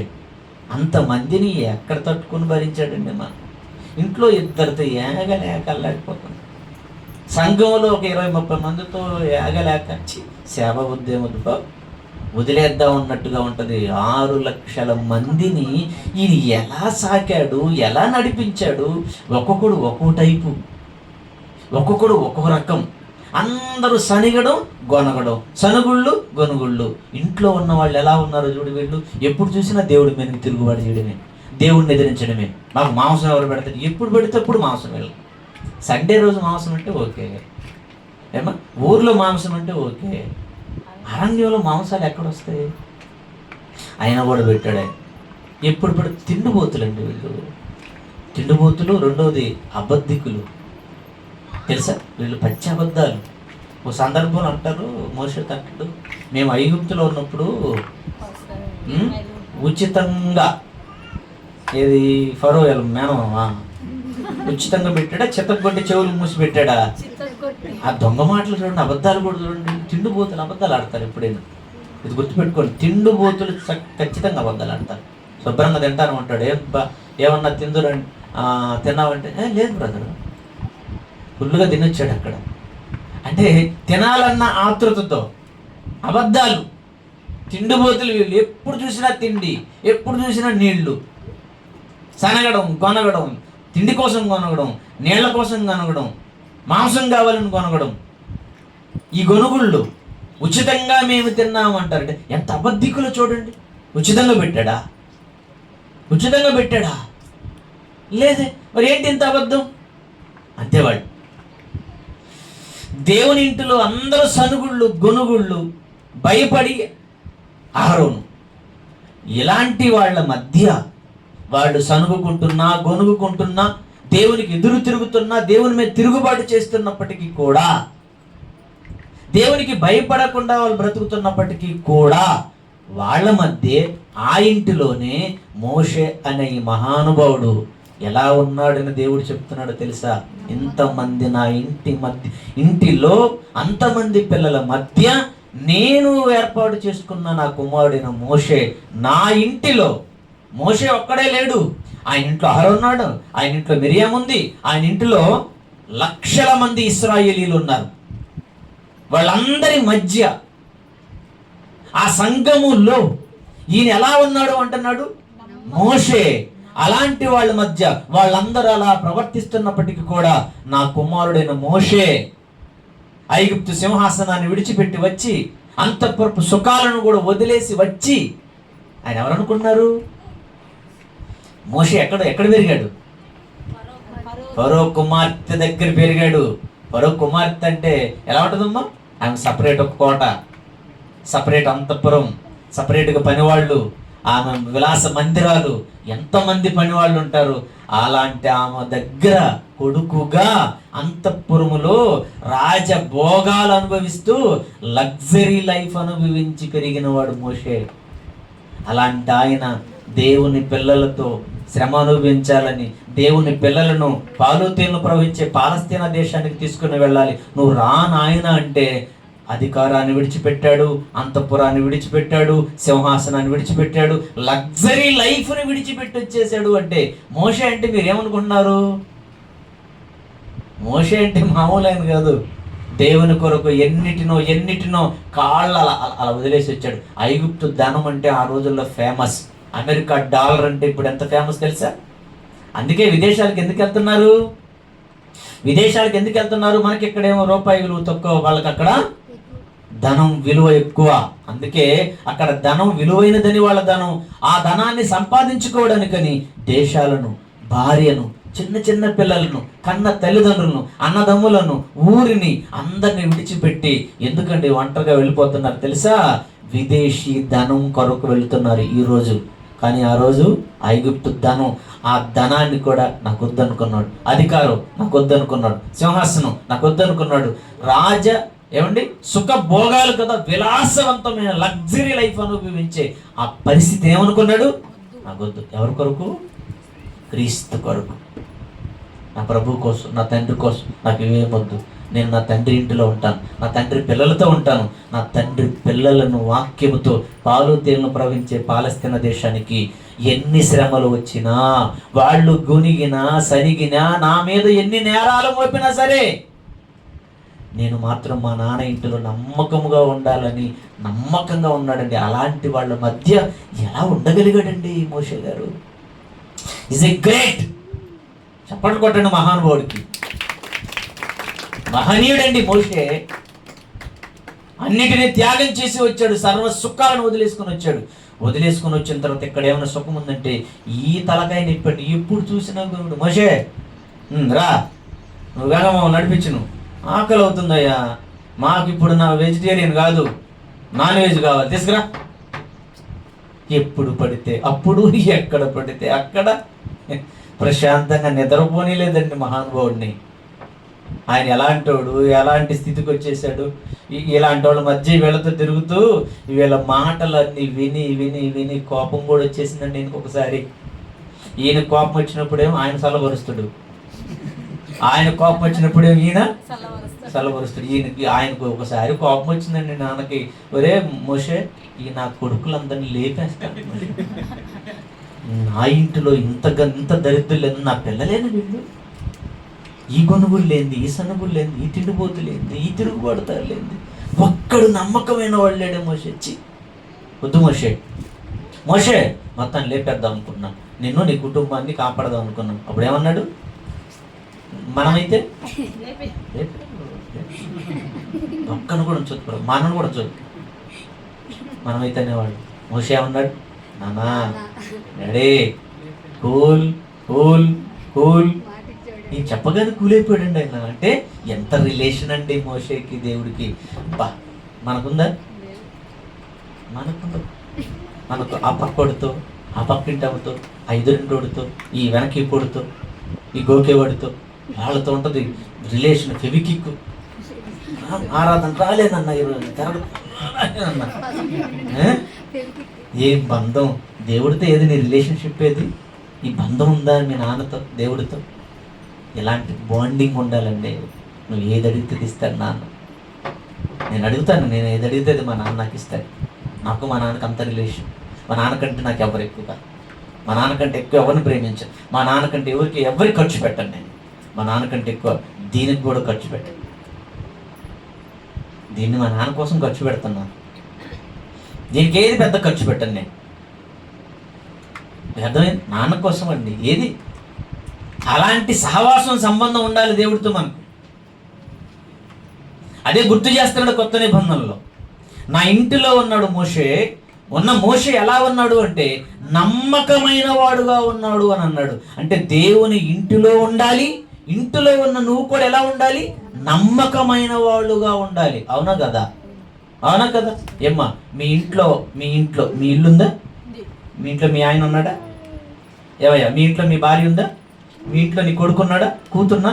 మీ ఇంట్లో ఉన్నటువంటి మీ ఆయన, నీ కొడుకు, నీ కూతురు, నీ భార్య నమ్మకంగా ఉండాలా? నమ్మకం లేకపోయినా పర్లేదా? ఏమా ఇంట్లో వస్తువులని తెలియకుండా అమ్మేసుకొని ఎక్కడ పెడితే అక్కడ తిరిగి వచ్చి ఎక్కడికి వెళ్తున్నాడో చెప్పకుండా ఇంట్లో ఉన్న వస్తువులని తాకట్టు పెట్టేసి చివరికి నీకు తెలియకుండా నిన్ను కూడా తాకట్టు పెట్టి అలా ఉంటే బాగుంటుందమ్మా? ఎలా ఉండాలి? మీ ఇంట్లో ఉన్న వాళ్ళు ఎలా ఉండాలమ్మా? నిన్ను ఎప్పుడు తిట్టేవాళ్ళుగా, నీకు తలకాయ నొప్పి తెచ్చేవాళ్ళుగా, నీ గురించి సనిగి కొనిగేవాళ్ళుగా, నీ మీద నేరాలు మోపేవాళ్ళుగా, నీ ఉన్నాయన్ని కొట్టేసేవాళ్ళుగా, నీ వస్తువులు దొంగిలించేవాళ్ళుగా, ఇలాంటి వాళ్ళు ఉంటే బాగుంటుందా? ఇలాంటి వాళ్ళు ఉండాలని కోరుకుంటారా? ఎలా కోరుకుంటున్నారు మీరు? మీ ఇంటిలో ఉన్నటువంటి నీ భార్య, నీ పిల్లలు, నీ భర్త నమ్మకమైన వాళ్ళుగా ఉండాలి, మంచి వాళ్ళుగా ఉండాలని సహజంగా నువ్వే కోరుకుంటున్నావు. అంతేనా కదా? అంతేనా కదా? అలాగే మీ ఇంట్లో ఎవరైనా పని చేయడానికి వచ్చిన వాళ్ళు ఏమా పని చేయడానికి వచ్చిన పని చేయడానికి వస్తారు. ఇంట్లో పని వాళ్ళు పెట్టుకుంటారు, కొంతమంది డబ్బున్న వాళ్ళు పెట్టుకుంటారు, పని వాళ్ళని పెట్టుకుంటారు. తన ఇంటిలో పని చేసే వాళ్ళు ఎలాంటి వాళ్ళు ఉండాలని యజమానురాలు కోరుకుంటారు. ఏమా అంట్లు తోమడానికి వచ్చింది, పని వాళ్ళని పెట్టుకున్నారు. అంట్లు తోమడానికి వచ్చినామా తోమడానికి వచ్చి గిన్నె చీరలో పెట్టుకొని, ఇంకోసారి ప్లేటు చీరలో పెట్టుకొని, జాకెట్లో పెట్టుకొని, చిన్న చిన్న ప్లేట్లు ఏమా గ్లాసులు తీసుకెళ్తుంటే బాగుంటుందా? కరెంటు పని చేసేవాళ్ళు ఉంటారు అనుకోండి మీ ఇంట్లో. నువ్వు తెచ్చిన వస్తువులు, స్విచ్లు, ఆ కరెంటు బాక్స్ వైర్లు చక్కగా సాయంత్రం పూట సైలెంట్గా ఆ జేబులో లేదా బ్యాగ్లో సర్దుకొని వెళ్ళిపోతున్న వాళ్ళు ఉంటే బాగుంటుందా? నీ ఇంటిలో ఉన్న వాళ్ళు నమ్మకమైన వాళ్ళు ఉండాలని, ఆఫీసులో పనిచేసే వాళ్ళు ఎలాంటి వాళ్ళు ఉండాలని పెట్టుకుంటారు? అందుకే చూడండి, ఏదైనా ఇంటి పని చేయించుకోవాలనుకున్నా, ఇంట్లో పని వాళ్ళని పెట్టుకోవాలనుకున్నా, మీ వ్యవసాయంలో పని చేయించుకోవాలనుకున్నా ముందు ఏమడుగుతారు తెలుసా? అయ్యా, ఎవరైనా మా ఇంట్లో పని చేయడానికి నమ్మకమైన వాళ్ళు ఉంటే చెప్తావా అని అడుగుతారు. అబ్బా, నీకు నమ్మకమైన వాళ్ళు కావాలా? అవును, మరి తప్పులేదు కదా. మా ఇంట్లో పని చేసేవాళ్ళు ఎవరైనా నమ్మకమైన వాళ్ళు ఉంటే చెప్పు. నమ్మకమైన వాళ్ళు కావాలి. మరలా నమ్మక ద్రోహులు కాకూడదు, మా ఇంట్లో వస్తువులు దొంగిలించేవాళ్ళు కాకూడదు, మమ్మల్ని ఇబ్బంది పెట్టేవాళ్ళు కాకూడదు. అలాగే మా పొలంలో పనిచేసేవాళ్ళు, మా ఆఫీసులో పనిచేసేవాళ్ళు ఎవరైనా నమ్మకమైన పిల్లలు ఉంటే, అంతెందుకు ఇల్లు కట్టించుకోవాలనుకుంటున్నావు, ఇల్లు కట్టించుకునేటప్పుడు కూడా ఏమడుగుతావు? అయ్యా, ఎవరైనా నమ్మకమైన మేస్త్రులు ఉంటే, ఏది నేను తెచ్చిన సిమెంట్ కట్టలు అమ్మేసేవాళ్ళు, 10 సిమెంట్ కట్టలు రాస్తే 9 తెచ్చి 10 అయిపోయిందని చెప్పేవాళ్ళు, ఎలాంటి వాళ్ళు కావాలని కోరుకుంటారా? నీ ఇంటి పనికి నమ్మకమైన వాళ్ళు కావాలని కోరుకుంటావు. నీ ఆఫీసులో పనికి నమ్మకమైన వాళ్ళుగా ఉండాలని కోరుకుంటున్నావు. అలాగే నీ ఇంటిలో ఉన్న వాళ్ళు నమ్మకమైన వాళ్ళుగా ఉండాలని మీరెలా కోరుకుంటున్నారు? మన ఇల్లు ఏంటండి చిన్నది? మన ఇల్లు ఒక ఇల్లేనా? దేవుని ఇల్లు, దేవుడు ఏర్పాటు చేసుకున్నటువంటి ఇంటిలో ఉన్నవాళ్ళు నమ్మకమైన వాళ్ళుగా ఉండాలట. మోషే ఉన్నాడట ఆనాటి కాలంలో. మోషే ఉన్నాడు, అదే చెప్తున్నాడు. ఒకనాడు ఇశ్రాయేలీల సమాజమైన నా ఇంటిలో మోషే ఉన్నాడు. ఇంట్లో ఉన్నాడు మోషే. ఇంట్లో ఉన్న మోషే ఎలా ఉన్నాడు? నమ్మకమైన వాడుగా ఉన్నాడట. నమ్మకమైన వాడుగా ఉండి ఏం చేశాడు ఆయన అని చూస్తే, ఇప్పుడు చదవండి, వెనక్కి రండి ఒక్కసారి. హెబ్రీయులకు రాసిన పత్రిక 3వ అధ్యాయము 2 నుంచి జాగ్రత్తగా చదవండి. దేవుని ఇల్లంతటిలో మోషే నమ్మకముగా ఉండినట్టు యేసుక్రీస్తు వారు ఈయన కూడా తన్ను నియమించిన వానికి నమ్మకముగా ఉండెను. యేసుప్రభు వారు కూడా ఎలా ఉన్నాడట? యేసుప్రభు వారు కూడా నమ్మకమైన వాడుగా ఉన్నాడట. ప్రతి ఇల్లును ఎవడైనా ఒకని చేత కట్టబడును, సమస్తమును కట్టినవాడు దేవుడే. ఇంటికంటే దాన్ని కట్టిన వాడు ఎక్కువ ఘనత పొందినట్టు ఈయన కూడా మోషే కంటే ఎక్కువ మహిమకు అర్హుడుగా ఎంచబడిను. ముందు చెప్పబో సంగతులకు సాక్షార్థముగా మోషే. ఈ పదం చూడండి అమ్మ, ఈ పదం చూడండి జాగ్రత్తగా. దేవుని ఇంటిలో ఉన్నాడు మోషే. ఇంట్లోకి వచ్చేసాడు. ఏ ఇంట్లోంచి ఇంట్లోకి వచ్చాడు? ఎవరింట్లోకి వచ్చాడు? ఇది బాగా గుర్తుపెట్టుకోండి. మీకు ఇది అర్థమైతేనే ముందు విషయాలు అర్థమవుతాయి. ఎవరింట్లో ఉన్నాడు ఒకప్పుడు మోషే? ఫరో కుమార్తె ఇంటిలో ఉన్నాడు. అవునా? ఎవరింట్లోకి వచ్చాడు మోషే? దేవుని ఇంటిలోనికి వచ్చాడు. దేవుని ఇంటిలో ఉండడం గొప్ప, ఫరో కుమార్తె ఇంటిలో ఉండడం గొప్ప? ఏం గొప్పలండి. చంద్రబాబు నాయుడు గారి ఇంట్లో ఉండడం గొప్ప, చిరంజీవి గారి ఇంట్లో ఉండడం గొప్ప, మన ఇంట్లో ఉండడం గొప్ప? పైగా చెబుతుంటారు కానీ చంద్రబాబు నాయుడు గారు ఫోన్ చేసి, అమ్మా నువ్వు మా ఇంట్లోకి వచ్చి మా ఇంట్లో ఉండమ్మా అంటే, మా ఇల్లే మంచిది అంటారు ఎవరైనా? నాకు తెలిసిలే. ఎందుకంటారు, చంద్రబాబు నాయుడు గారు ఫోన్ చేసి మా ఇంట్లో ఉండమంటున్నాడు అంటే, అసలు ఇల్లు మొత్తం అమ్మేసి ఆయనకు కూడా చెప్పకుండా ఆయన తర్వాత జీవితంలో ఇంటికి వెళ్ళి ఫోన్ చేయొచ్చులే అని చెప్పా పెట్టకుండా వదిలేసి వెళ్ళిపోతారా? వెళ్ళిపోరా? నిజం చెప్పండి, నిజం చెప్పాలే. వెళ్ళిపోతారు. మన ఇంట్లో ఏముందేడా? ఆయన పిల్లలు అదే చంద్రబాబు నాయుడు ఇల్లే వేరు. గొప్ప 4 అడుగులు నడిచినా 2 చెట్లకు నీళ్ళు పోసినా చాలు. సహజంగా అనుకుంటారు మన బుర్ర లాంటిది. కానీ ఎక్కడ ఏ ఇంటిలో ఉన్నటువంటి మోషేని తీసుకొచ్చి తన ఇంట్లో పెట్టాడు, ఆ ఇంటిలో నమ్మకంగా ఉంటూ ఏం చేశాడని రాయబడింది? పరిచారకుడుగా ఉన్నాడట. ఏమ్మా? పరిచర్య. ఈ పదం చిన్నదనుకుంటున్నారా మీరు? మోషే దేవుని ఇంటిలో పెత్తనదారిగా ఉన్నాడా? ఇశ్రాయేలీల మీద ఏమైనా పెత్తనం చేశాడా? ఇశ్రాయేలీలకి ఏమైనా బిగ్ బాస్గా ఉన్నాడా? లేడు. ఎలా ఉన్నాడు మరి? పరిచర్య చేసేవాడిగా ఉన్నాడు. తన ఇంటిలో ఉన్నటువంటి దేవుని ఇంటిలో ఉన్న తన పిల్లలకు పరిచర్య. ఈ పదం గుర్తుపెట్టుకోండి. పరిచర్య గొప్పదా, పెత్తనం గొప్పదా? గొప్పదేనా? నిజం గొప్పదేనా? మరి గొప్పదే చేస్తారా? మరి మీరు చేస్తున్నారా? మరి మీరు పెత్తనం చేస్తున్నారా? పెత్తనాలు అయితే బాగుంటాయి, పరిచర్య ఏం బాగుంటుంది? నా మీద పెత్తనం అయితే బాగుంటుంది కదా మీకు. అది మీ అయ్యగారి మీద పెత్తనం అయితే ఎంత బాగుంటుంది? పెత్తనాలు కూడా చేస్తారు. పెత్తనాలు చేయకూడదు ఎవరు? నేను మీ మీద ఎవరి మీద పెత్తనం చేయకూడదు. నేను ఎవరు? పరిచర్య చేసేవాళ్ళం, మీకు పరిచారకులు మేము. మోషే ఏ పరిచర్య చేశాడు? పరిచర్య చేశాడా? వాళ్ళ చేత పరిచర్య చేయించుకున్నాడా?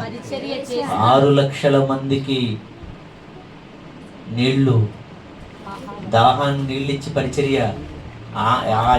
20 మొత్తం కలిపి 20 లక్షల మంది ఉంటారులే.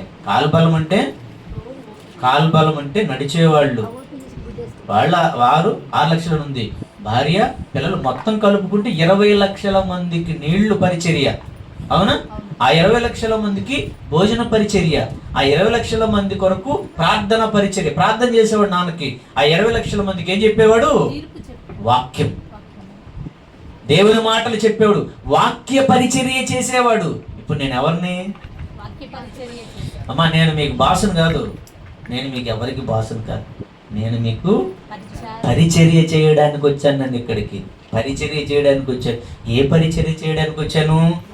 వాక్య పరిచర్య చేయడానికి వచ్చాను. వాక్య పరిచర్య, వాక్యం చెప్పడం పరిచర్య, తెలుసా? మీ కొరకు ప్రార్థన చేయడం పరిచర్య, మిమ్మల్ని ఆశీర్వదించడం పరిచర్య. మోషే పెత్తనం చేయలేదు ఇంటి మీద.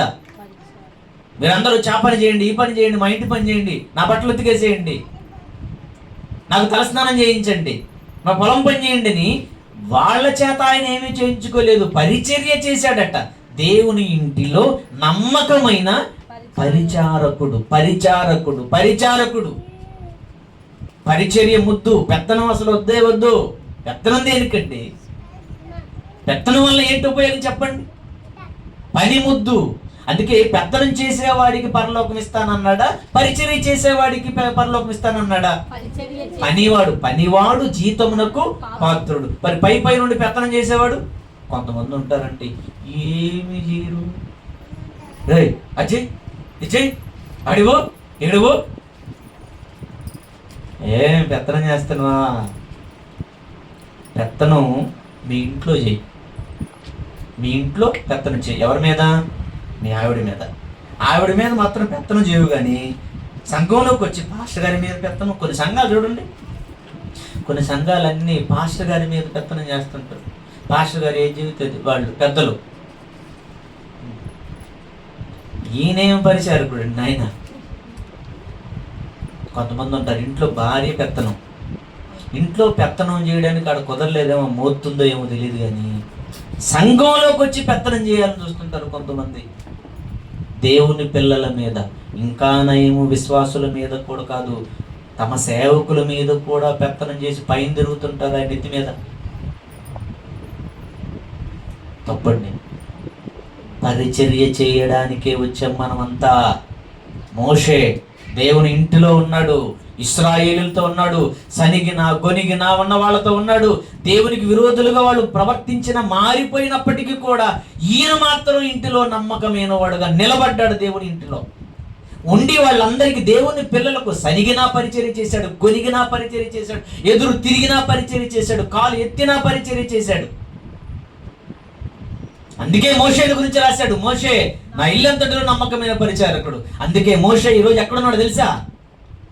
ఆయన ఇప్పుడు ప్యారడైజ్లో ఉన్నాడు. ఇప్పుడు పరదేశంలో తీసుకెళ్లి జాయిన్ చేశాడు. అక్కడ నా ఇంటిలో ఉన్న నా కుమారుడు, రేపు నేనున్న పరలోకం ఇంటిలోనికి రావాలి అని.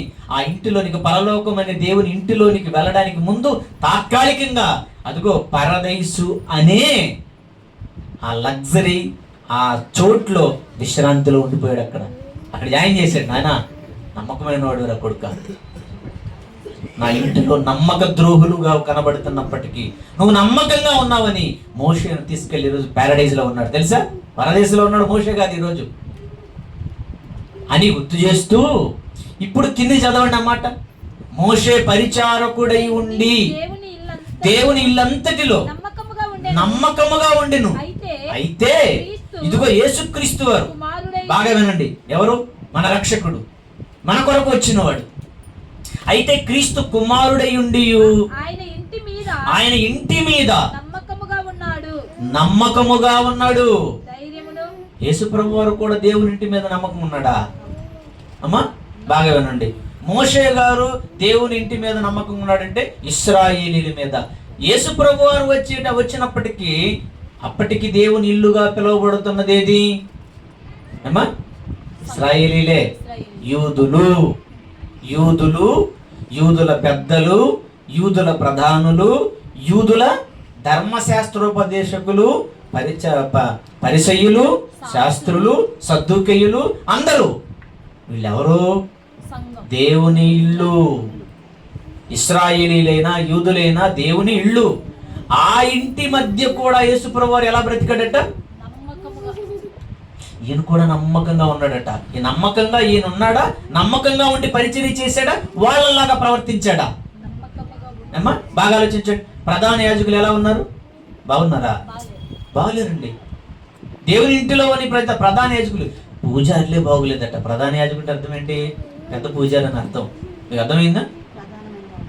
ప్రధాన పూజారి, ప్రధాన పూజారి ఉంటాడు. ఆ పూజారి మీద ప్రధాన పూజారి పెద్దోడు అనమాట. ఈయన ప్రైమ్, ఈయన గౌన్ వేసుకొని ఉంటాడు. అవునా? ఇప్పుడు మీకు మామూలుగా మన యూనివర్సిటీ పరిధిలో మీకు నేను ఒకవేళ నేను మీకు కాదు, ఇదిగో ప్రిన్సిపల్స్ అందరికీ మేమేంటి? పెద్దే కదా. మా తర్వాత చిన్న పూజారి. ఈయన ప్రస్తుతం నేను ఇక్కడ మీకు పెద్ద పూజారిని అయితే ఈయన చిన్న పూజారి. మీ పూజారి ఈయన, మీ పూజారి, మీ సేవకుడు, మీ స్థానిక మీ సేవకుడు. మీరు ప్రార్థన చేసేటప్పుడు కూడా మాకు మీరు దయచేసిన మా సేవకులు, మా దైవజనులను బట్టి థ్యాంక్స్ తండ్రి. మీ దైవజనులన్న ఈ పదాలు మీ నోట రావాలి. ఆనందం మాకు దేవుడిచ్చిన మా దైవజనుడు. తండ్రి, మా దైవజనుని ఒక్కసారి జ్ఞాపకం చేసుకో. నువ్వు చేసుకో, మేము మాత్రం ఏం చేసుకో. నువ్వు ఆయన గుర్తు చేసుకో. నువ్వే ఆయనకి ఏదన్నా మేమేం వీలేము తండ్రి. కనీసం ప్రార్థన చేయండి. మీ దైవజనుడు ఆయన, మీరు మాకు ఇచ్చిన మా సేవకులు, మా దైవజనులను బట్టి థ్యాంక్స్ తండ్రి. ఈ మాటను కూడా మీరు పలకాలి మీ నోట. దేవుడు మీ కొరకు ఈ ప్రాంతంలో ముందు మీ కొరకు ఏర్పాటు చేసుకున్న మీ స్థానిక దైవజనులు, ఇది మీరు బుర్రలో పెట్టుకోవాలి. మీకు అర్థమైందా? మీ కొరకు ఆయన ఈ ప్రాంతంలో ఏర్పాటు చేసుకున్నాడు. మీకు ఆయన ద్వారా పరిచర్యను అందింప చేస్తున్నాడు. పరిచర్య చేస్తున్నాడు మీకు కూడా. ఆయన వాక్య పరిచర్య, ప్రార్థన పరిచర్య, సహాయపు పరిచర్య, దేవుని పనిలో మిమ్మల్ని పరిచారకులుగా మార్చేశాడు. సభలు ఎంత బాగా చేస్తున్నారండి పిల్లలు. ఒక్కొక్కరు చేస్తారట, ఒక్కడే సాగరు. తర్వాత అంతకుముందు చెల్లి ఒక్కతే, ఇదిగో ఈమె కూడా ఒక్కతే. ఒక్కొక్కరే చేస్తున్నారంటే మిమ్మల్ని పనివాళ్ళుగా, మిమ్మల్ని కూడా దేవుని కొరకు ఒక మంచి పరిచారకులుగా. ఆ పరిచారకుడే కదా మిమ్మల్ని నిలబెట్టింది. ఆయన పట్ల మీరు భయభక్తులు, ఆయన పట్ల గౌరవ మర్యాదలు, ఆయన పట్ల మీరు కృతజ్ఞత కలిగి ఆయనకు కూడా మీరు చేయవలసిన పరిచర్య ఆయనకు కూడా మీరు చెయ్యాలి. యేసుక్రీస్తు వారు కూడా దేవుని ఇంటి మీద, వాళ్ళు ఎలాంటి వాళ్ళు? ఇశ్రాయేలు భయంకరులు, వేషధారులు. వాళ్ళు మాటి మాటికి తిడుతుండేవాళ్ళు. వేషధారులైన శాస్త్రులారా, పరిసయ్యులారా. పెద్దలు వేషధారులుగా ఉన్నారు, శాస్త్రులు వేషధారులుగానే ఉన్నారు, ప్రధాన యాజకులు వేషధారులుగానే ఉన్నారు. ఆ దేవుని ఇంటిలో ఉన్నటువంటి పెద్దలు, యాజకులు, శాస్త్రులు, పరిసయ్యులు, సద్దూకయ్యులు, ప్రజలు అందరూ, సామాన్య ప్రజలు కూడా నమ్మకం లేని వాళ్ళండి వాళ్ళంతా. దేవుని మాటకి విలువనివ్వని వాళ్ళండి వాళ్ళంతా. అలాంటి ఇశ్రాయేలీలైనటువంటి ఆ సంఘము మీద యేసుప్రభు వారు వచ్చినప్పుడు కూడా వాళ్ళ మధ్య కూడా, ఆ దేవుని ఇంటిలోని పిల్లల మధ్య కూడా యేసుప్రభు వారు ఏమైనా ఆయన ఏమైనా అపనమ్మకస్తుడిగా బ్రతికాడా? వాళ్ళలాగేమైనా బ్రతికాడా? మోషే ఎలాగ ఆ రోజు ఎలా నమ్మకంగా బ్రతికాడో యేసుక్రీస్తు వారు కూడా నమ్మకమైన పరిచారకుడు అని ఉంటుంది బైబిల్లో. ఆయన పెత్తనం చేయడానికి రాలేదు. ఆయన చెప్పాడు, నేను ఎందుకు వచ్చాను అనుకుంటున్నాడు? పరిచారము చేయించుకున్నట్టుకు నేను రాలేదు గాని పరిచర్య చేయుటకును అనేకులకు క్రయధనముగా నా ప్రాణం పెట్టడానికి వచ్చాను. నేను మీకు పరిచర్య చేయడానికి వచ్చాను, మీకోసం ప్రాణం పెట్టడానికి వచ్చాను. అంతేనా? ఎవరి మీద పెత్తనం చేశాడు యేసు ప్రభు? పెత్తనం చేయొచ్చా చేయకూడదు? అసలు ఆయన ఎవరు? పెత్తనం చేసేవాడే. పెత్తనం చేసే బాస ఎలా ఉన్నాడు? పరిచర్య. పరిచర్య ఏం పరిచర్య? స్వస్థపరిచే పరిచర్య, దయ్యాలను వెలుగొట్టడం పరిచర్య, స్వస్థపరిచే పరిచర్య, అన్నం పెట్టిన పరిచర్య, నీళ్ళు ఇచ్చిన పరిచర్య, సువార్త పరిచర్య, వాక్య ప్రకటన చేశాడు. పదండి ఇతర సమీప గ్రామాలకు వెళుదాం, రండి, మనం సువార్త ప్రకటించాలి, వాక్య పరిచర్య చేసి రావాలి. ఆ ప్రాంతాలకు వెళ్ళి, ఇదిగో ఈ ప్రాంతాలకు వెళ్ళి వాక్య పరిచర్య చేసి రావాలని. వాక్య పరిచర్య, సహాయము, ఆరోగ్యము, భోజనము, నీళ్లు, దయ్యాలు పడితే దయ్యాలను వెళ్ళగొట్టడము, రాత్రికి వెళ్ళి ఒలీవల కొండ దగ్గర వెళ్ళి దేవునికి నాన్నకు ప్రార్థన చేయడం, వీళ్ళకి వాక్యం చెప్పడం, వీళ్ళందరి కోసం నాన్న మీ మాటలు చెప్పాను తండ్రి, ఆ మాటలు వాళ్ళల్లో ఫలించాలి, మీ కొరకు మంచి మార్పు రావాలని రాత్రికి వెళ్ళి ప్రార్థన చేసేవాడు. అంటే ఆయన పరిచర్య చేశాడా? దేవుడైన ఆయన భూమి మీదకి వచ్చి మనుషులందరి కొరకు పరిచర్య చేసిన వాడుగా, దేవుని ఇంటిలో యేసుక్రీస్తు వారు కూడా నమ్మకమైన వాడుగా ఉన్నాడు. నమ్మకంగా ఉన్నా లేకపోయినా, ఎవరు ఉన్నా లేకపోయినా ఆయన నమ్మకంగా ఉన్నాడు. దేవుని మాటలన్నీ కూడా ప్రకటించాడు.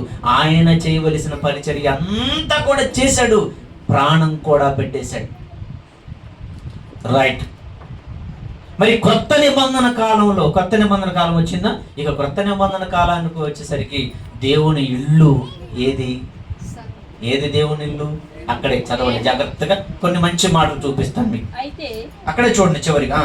అయితే క్రీస్తు కుమారుడై ఉండి ఆయన ఇంటి మీద నమ్మకముగా ఉన్నను, ధైర్యమును, నిరీక్షణ వలనే ఉత్సాహమును తుదమట్టుకు స్థిరముగా చేపట్టిన ఎడల మనమే ఆయన ఇల్లు. మనమే ఆయన ఇల్లు. మనం అంటే బాగా వినాలమ్మా, మనం అంటే సంఘము. సంఘమే దేవుని ఇల్లు. అవునా? అవును.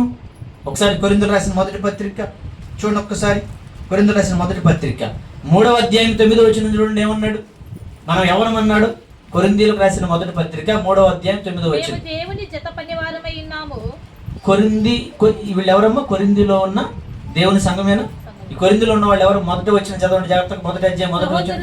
సహోదరుల, దేవుని చిత్తం వలన యేసుక్రీస్తు యొక్క అపొస్తలుగా ఉంటకు పిలువబడిన పౌలును, సహోదరుడైన సొస్తెనేసును, కొరింథీలో ఉన్న దేవుని సంఘమునకు. మీరెవరు ఇప్పుడు? మైదుకూరులో ఉన్న దేవుని సంఘం, మైదుకూరులో ఉన్న క్రైస్ట్ చర్చ్, మైదుకూరులో ఉన్న క్రైస్ట్ చర్చ్, క్రీస్తు సంఘం. సంఘం అంటే ఎవరు? సంఘం అంటే ఇదా? 4 గోడలు రేకుల కాదు. అందుకే కొరింథీలో ఉన్న దేవుని సంఘం అట. ఇంతకీ కొరింథీలో ఉన్న ఈ దేవుని సంఘం ఎవరని చెబుతున్నాడో ఇప్పుడు 3వ అధ్యాయం 9వ వచనం చదవండి. మేము దేవుని జతపని వారమును, మీరు దేవుని వ్యవసాయమును, దేవుని గృహమునై ఉన్నారు అని అన్నాడు. చూడండి, దేవుని గృహం. దేవుని గృహం అంటే, ఆ గృహం అంటే పర్యాయ పదం ఇల్లు. ఇల్లు. మనం ఎవరు అట? అంటే ఇప్పుడు సంఘం ఎవరు? దేవుని ఇల్లు అంటే సంఘం. సంఘమే దేవుని ఇల్లు. సంఘమే దేవుని ఇల్లు. ఆ ఇంటిలోనికి రావాలి. ఇప్పుడు మీకు అర్థమైందా?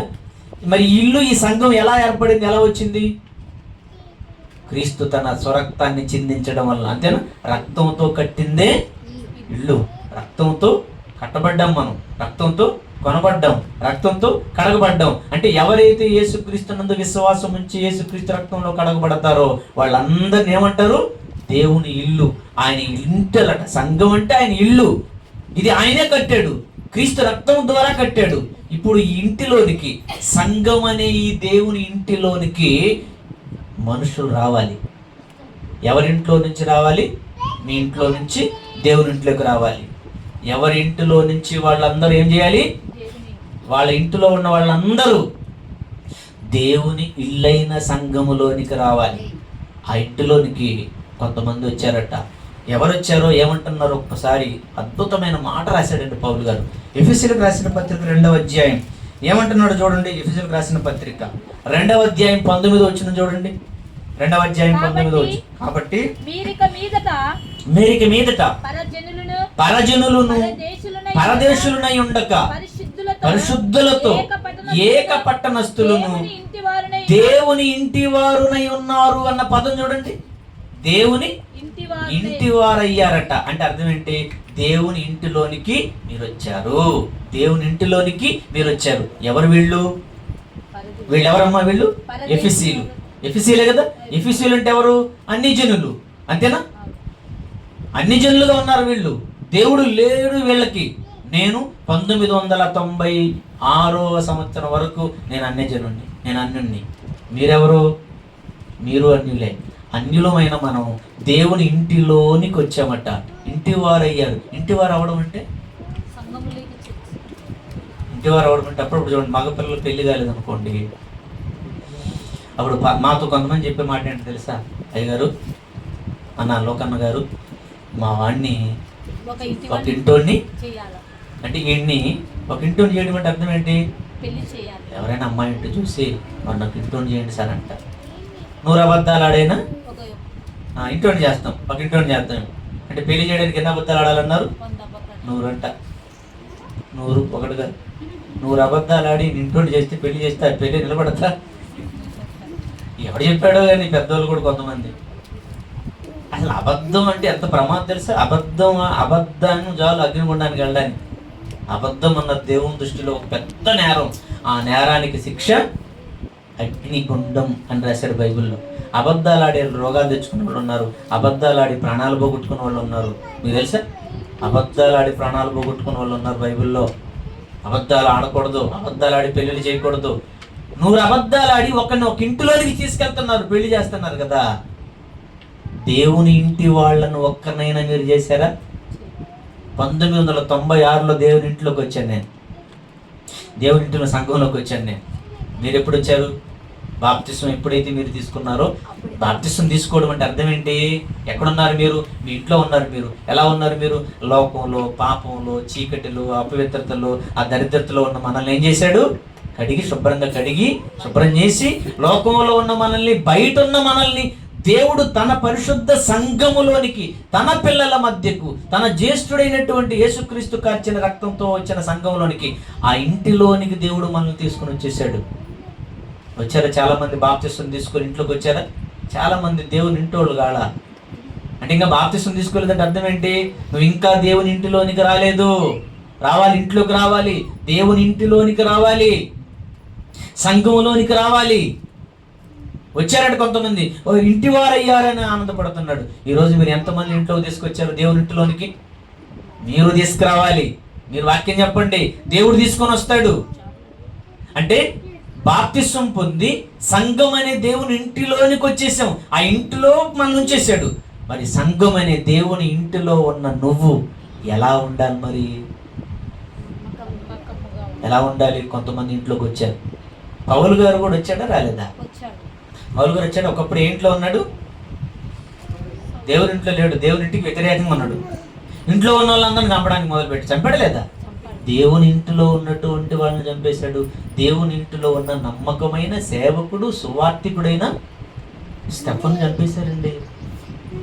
అంటే ఎక్కడున్నాడు?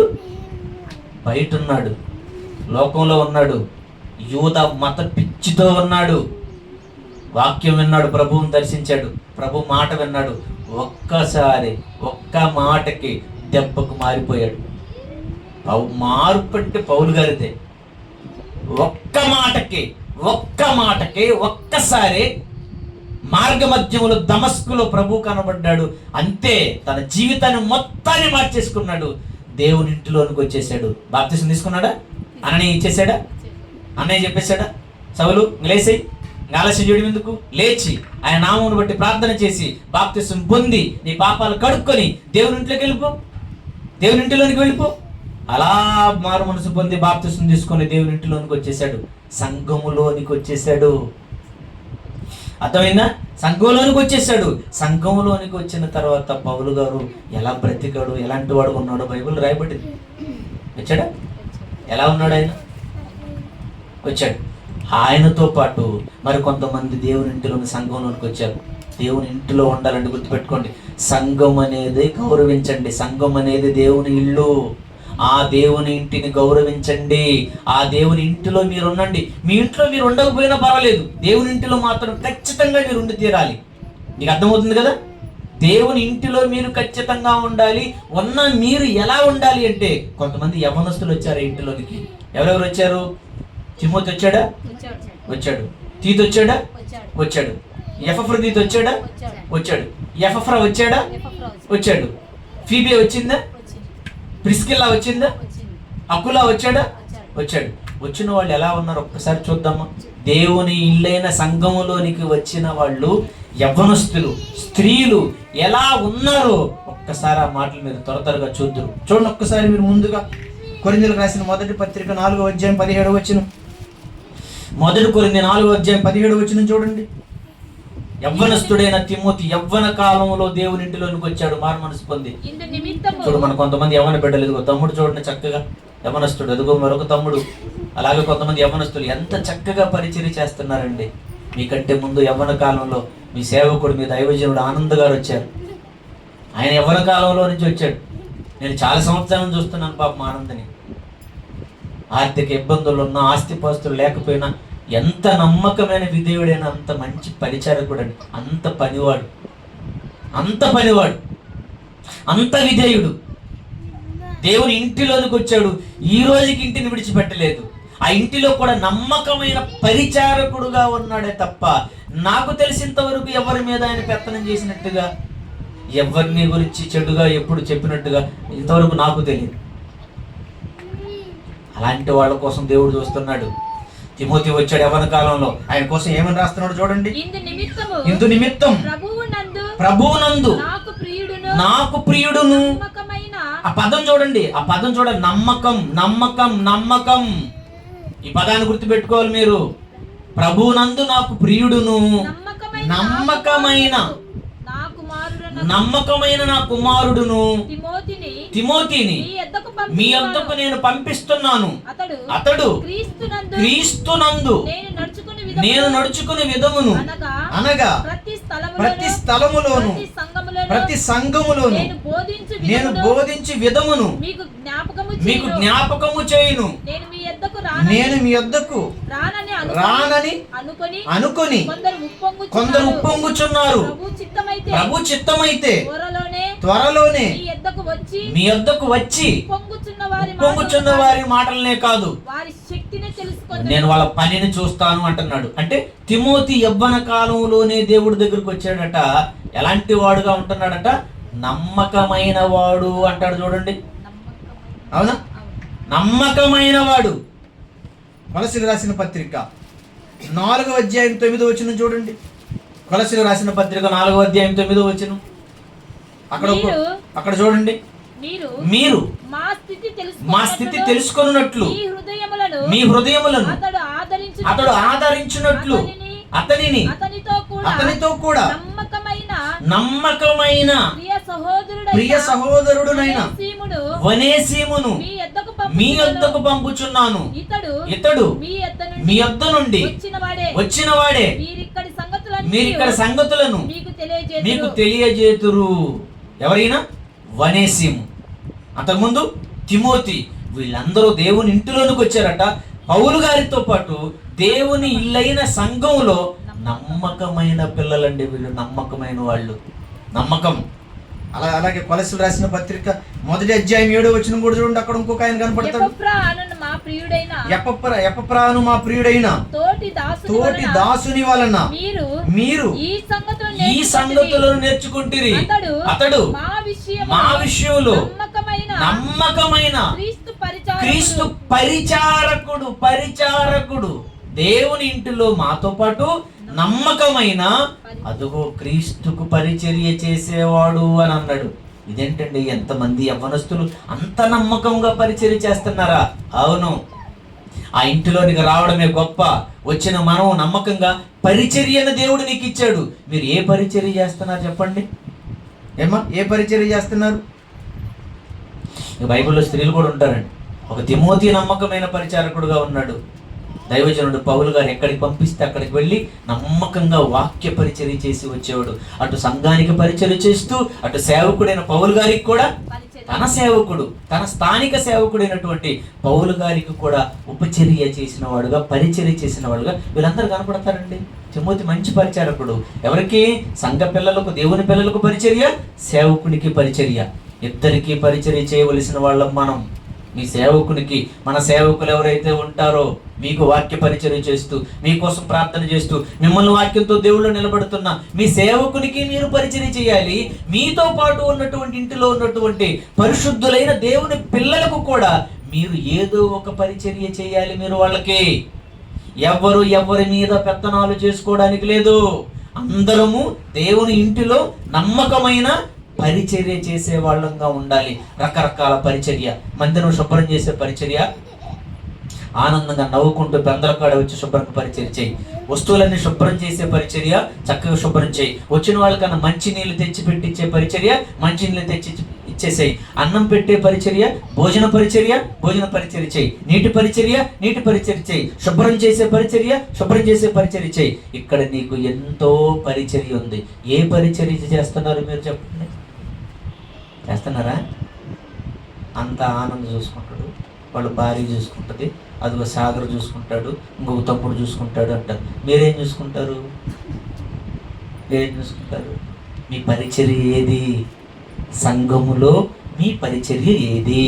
సువార్తలో మీ పరిచర్య ఏది? ఇంట్లో ఉంటే సరిపోద్దా? ఏమా మన పిల్లవాడు బడికి పోతే సరిపోద్దా? చదవద్దా? మనం పనికి వెళ్తే సరిపోద్దా? మీ ఇంట్లో పనికి వస్తే సరిపోద్దా? పని చేయొద్దా? పని చేయాలా? చేయకపోయిన పర్లేదా? ఇంట్లో ఫ్యాన్ ఉంటే సరిపోద్దమ్మా?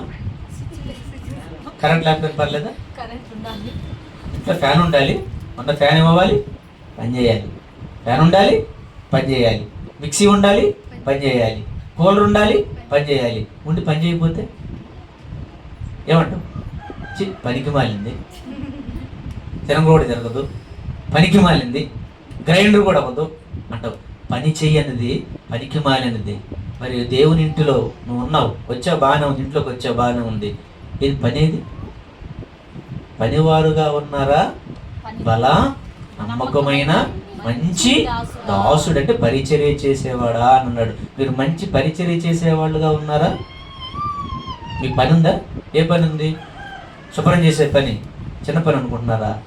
మా చర్చి నేను శుభ్రం చేస్తాను. ఎప్పుడు? సీక్రెట్గా తలుపులు వేసుకొని. ఎందుకు? నేను చర్చి శుభ్రం తుడుస్తుంటే నన్ను తుడవనిస్తారా? వామ్మో, లోకన్న తుడిచేదేంటని. మా నాన్నిల్లది. మా నాన్నింట్లోకి దేవుని పిల్లలందరూ వస్తారు. వాళ్ళు నీట్గా కూర్చోవాలి. కుర్చీలన్నీ ముందే తుడిచేస్తాను, వాళ్ళకి ముందే వాటర్ సిద్ధం చేస్తాను. సేవకులు వస్తారు, వాళ్ళు ఎక్కడుంటారో ముందే సిద్ధం చేస్తాను. వాళ్ళకు పరిచర్య చేయాలి మనం.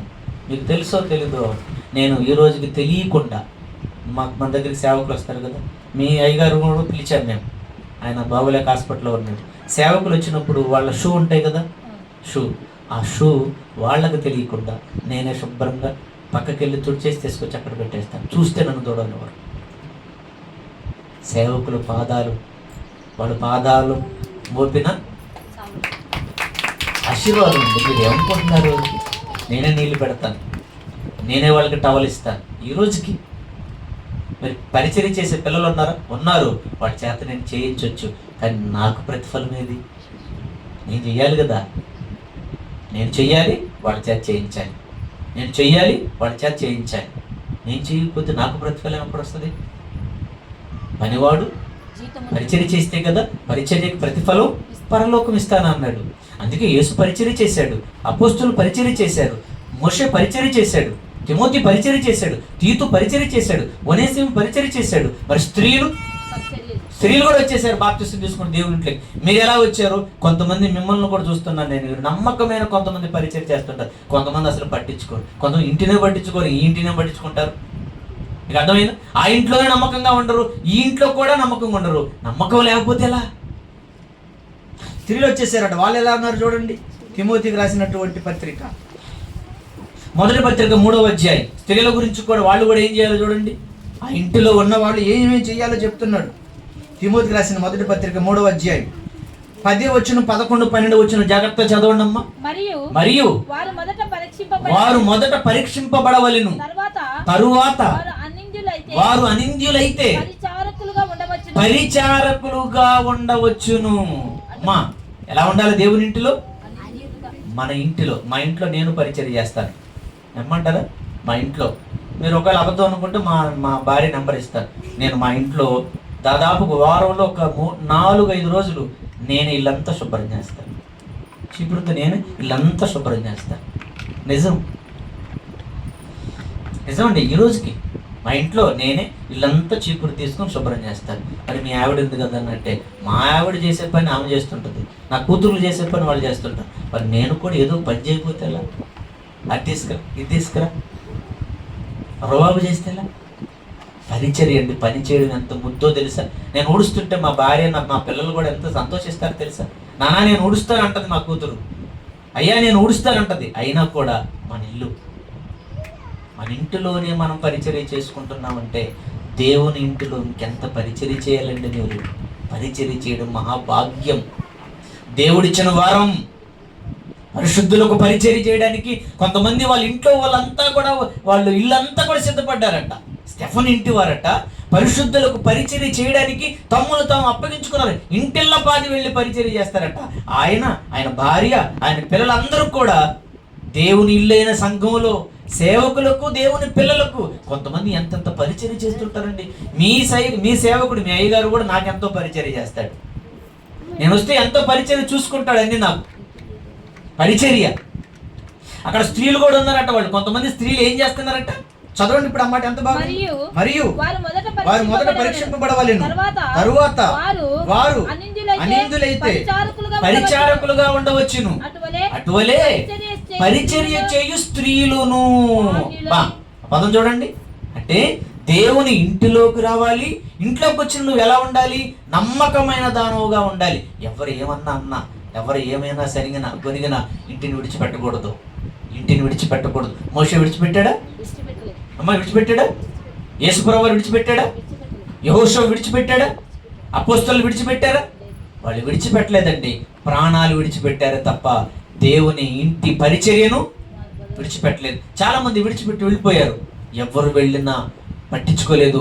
వాళ్ళైతే దేవుని ఇంటిలో నమ్మకంగా ఉన్నారు. ఇంట్లోకి తీసుకొచ్చి కూర్చోబెట్టాడు. ఈ ఇంటిలో నుంచి మనం బయటకు వెళ్ళకూడదు. ఇక్కడి నుంచే పరలోకానికి వెళ్ళాలంటే బాగా వినాలి మీరు. చివరిగా మంచి మాటలు ఉన్నాయి. ఈ ఇంటిలో నుండే వెళ్ళాలి పరలోకంలో, దేవుని ఇంటిలోనికి. మీకు అర్థమైందా? అందుకే ఎక్కడో లోకంలో ఉన్న మనల్ని తన ఇంటిలోనికి తీసుకొచ్చి కూర్చోబెట్టాడు. సంఘంలో ఉన్నామంటే మీకు ఫీలింగ్ ఏం రావాలి తెలుసా? ఎక్కడున్నామన్న ఫీలింగ్ రావాలి. అమ్మ మా నాన్న ఇంట్లోకి ఉన్నా అంటే ఆరాధనకి వెళ్ళడం అంటే అర్థం ఏంటి? అమ్మో ఈరోజు మా నాన్న ఇంట్లోకి వెళ్ళాలి, మా నాన్న ఇంట్లో ఉన్న మా సహోదరులందరినీ నేను కలవాలి, వాళ్ళందరినీ పలకరించాలి, వాళ్ళందరికీ నేను ఏదో ఒక మంచి నీళ్ళు ఇవ్వాలి, వాళ్ళకి నేను ఏదైనా మజ్జిగని ఇవ్వాలి, వాళ్ళకి ఏదైనా నేను ఏదో ఒక స్వీట్ అయినా పెట్టాలి, చివరికి ఏదైనా ఒక శనం ముద్దని ఇవ్వాలి. వాళ్ళకి ఎవరికి పెడితే ఫలితం అనుకుంటున్నారు? సంఘములో ఉన్న దేవుని పిల్లలకు, దేవుని సేవకులకు పెట్టండి. వాళ్ళకి పెడితే ఎక్కువ ప్రతిఫలం. మీకు పరిచర్య, నీటి పరిచర్య, భోజన పరిచర్య, పలహార పరిచర్య, మందిర శుభ్రం చేసే పరిచర్య, వస్తువులు నీట్గా శుభ్రం చేసే పరిచర్య, ఇవన్నీ చూడు. దేవుని మందిర సంబంధమైన వస్తువులు. మీకు ఇంకా చాలా వస్తువులు లేవు, ప్రొజెక్టర్ లేదు. దేవుని పని కొరకు పనిముట్టు కొనండి. 10 మంది వేసి కొనాలండి. 10 మంది కొనాలా? ఏమన్నా డ్వాక్రా సంఘాలు ఉన్నారా? లక్షలు వస్తాయి కదమ్మా. ఏమి డ్వాక్రాలో ఉన్న మీరు తలా 50,000, 1,00,000, 2 లక్షల దాకా వచ్చారా? ప్రమోషన్ వచ్చింది మీకు. 1,00,000, 2 లక్షలు, 3 లక్షలు తీసుకుంటున్నారట. ఏమో అందులో ఒక్క 10 మంది ఒక్క 2,000 వేసుకోలేదు, ఒక 4,000 వేసుకొని 10 మంది 10 4,000 40,000 వేసుకుంటే ప్రొజెక్ట్ రాదా?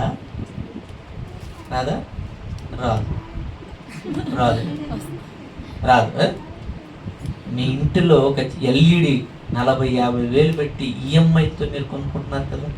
మీ ఇంటిలో వస్తువులు పెట్టుకున్నారు. దేవుని ఇంటిలో పనిముట్లే,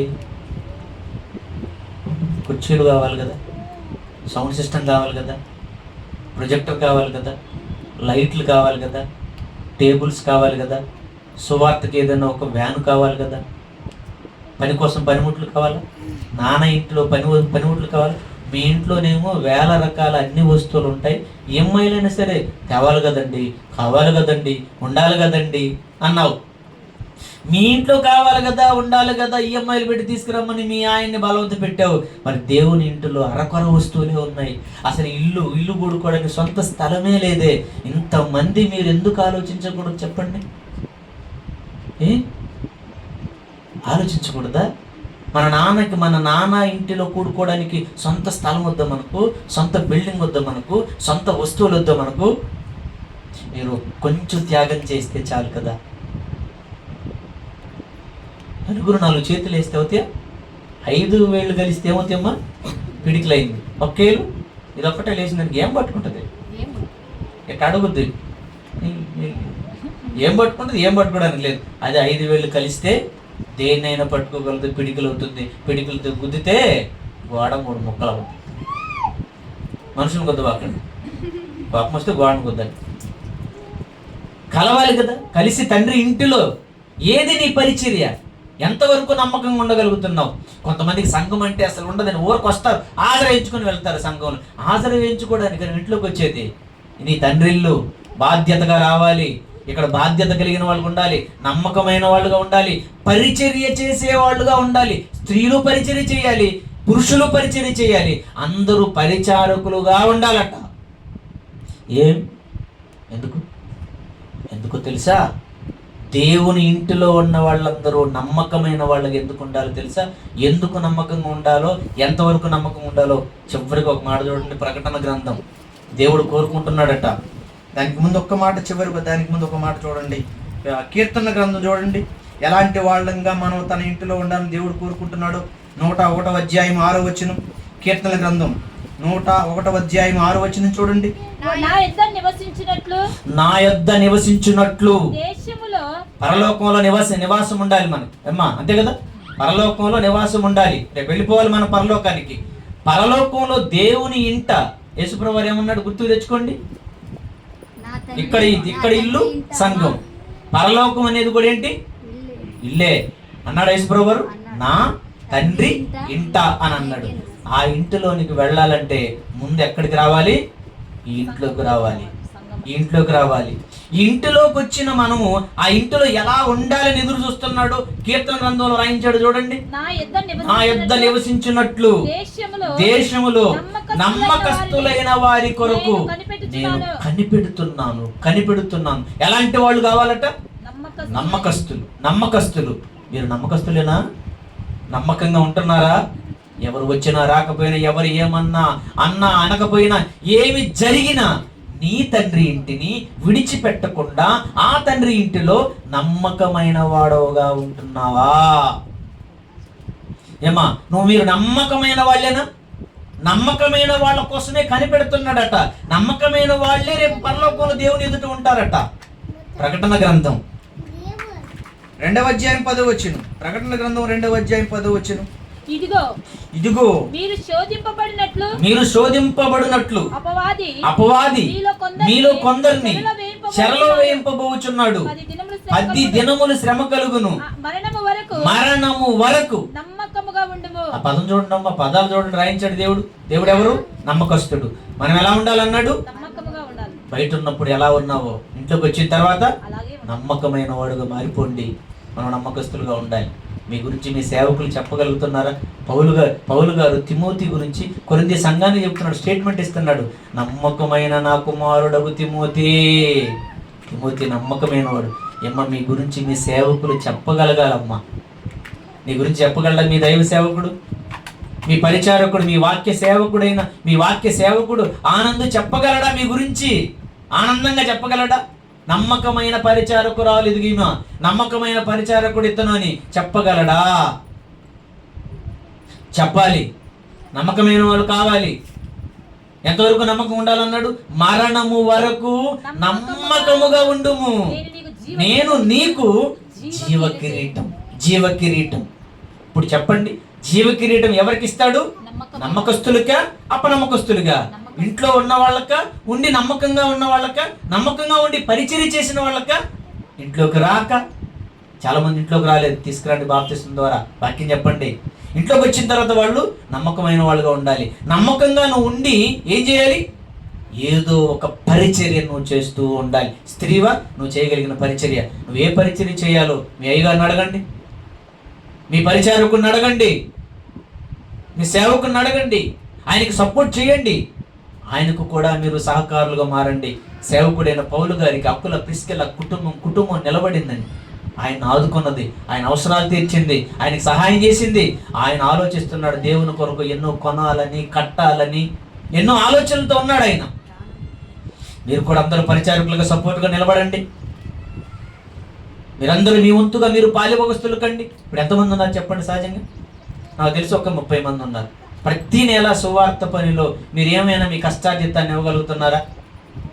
ఏమ్మా, పని జరగాలంటే ఏముండాలమ్మా? పైసలు ఉండాలి కదా. పని జరగాలంటే పైసలు ఉండాలి కదా. పని జరగాలంటే పనిముట్లు ఉండాలి కదా. మరి పనిముట్లు ఉండాలంటే మీ కష్టార్జితం ఇవ్వలేరా? సింపుల్గా ఆలోచించండి అమ్మా. నెలకి ఒక్క 500 రూపాయలు మీరు ఇవ్వలేరా? 500 ఇవ్వలేరా? మీ చేతికి ఎంత వస్తాయి? అబద్ధం అనుకుని చెప్పండి. కనీసం నెలకి ఎలాగైనా రానివ్వండి. మీ ఆయన పని చేసినా, నువ్వు పని చేసినా ఎలా కనీసం 10,000 వస్తాయి. 10,000లో 10,000 దశం భాగం ఎంత? 1000 రూపాయలు. దశం భాగం తీయలేకపోయారు, సరే వదిలేద్దాం, దశం భాగం లేదు. కనీసం 500 రూపాయలు ప్రతి నెల మీ కష్టార్జితాన్ని మీ తండ్రి పరిచర్య కోసం, మీ తండ్రి పనిముట్ల కొరకు ప్రతి నెల ఒక్క 500 రూపాయలు. 500 అంటే గట్టిగా చెప్పనా? 500 అంటే 4 నూనె ప్యాకెట్లు, అంతే కదమ్మా? అవి కూడా రావట్లేదంట. 4 నూనె ప్యాకెట్లు తెచ్చిలేరా? నూనె ప్యాకెట్లు అంత ఇవ్వలేరా? సబ్బులకి ఎంత అవుతాయి? సోపులకి ఎంత అవుతాయి? ఏమ్మా గట్టిగా ఒక్కసారి మీరందరూ హోటల్కి వెళ్తే, కుటుంబంతో ఫ్యామిలీతో హోటల్కి వెళ్తే ఎంత అవుద్ది? 500. 1000 అవుద్దట. 500 మీ తండ్రి పనికి మీరు ఇవ్వలేరా? పరిచర్యకి ఇవ్వలేరా? ఇస్తే కదండి వస్తువులు కొనుక్కోగలిగేది. మా సంఘంలో ఉన్న మా పిల్లలందరూ ప్రతి నెల కనీసం 500, 1000 రూపాయలు ఇస్తున్నారు. అందుకే ఎన్నో కార్యక్రమాలు చేస్తున్న వస్తువులన్నీ దేవుని పని కొరకు పనిముట్లు. దేవుని ఇంట్లో పనిముట్లు లేవండి, ఆయన ఇంట్లో వస్తువులు లేవండి. మన ఇంట్లోనేమో ఖరీదైన వస్తువులు ఉన్నాయి. దేవుని ఇంట్లో చూడండి, నాన్న పనికి పనిముట్లు కావాలి కదా. ఈ కష్టార్జితాన్ని దాయండి. 500 రూపాయలు ఒక్కసారి ఇవ్వనవసరం లేదు. 400 రూపాయలు, 15 రోజులకు ఒక 200, ఒక 200 కదా, ఇచ్చి ఇవ్వండి. వస్తువులు రావా? సేవకుడు తేడా, ఆయనకి భారం తగ్గదా? మరి ఎక్కువ చోట్లకి వెళ్ళొచ్చు కదా. మీరిచ్చే ఒక్క 500 రూపాయలతో 30 మంది 35 500 ఇస్తే ఎంత అవుద్ది? 15,000 రూపాయలు. 15,000, 15,000. 2 నెలలు 15,000 వేస్తే 2 నెలలు 15, 30,000. 30,000 ప్రొజెక్టర్ ఎందుకు రాదండి? ఎన్ని ఏళ్ళ నుంచి ప్రొజెక్టర్ లేదు నేను? ఓయమ్మా ఎంత సిగ్గుగా. 3 ఏళ్ల నుంచి 30,000 ప్రొజెక్టర్లు తెచ్చుకోలేకపోతున్నారంటే నాకైతే నేను తల తెచ్చుకుంటున్నాను.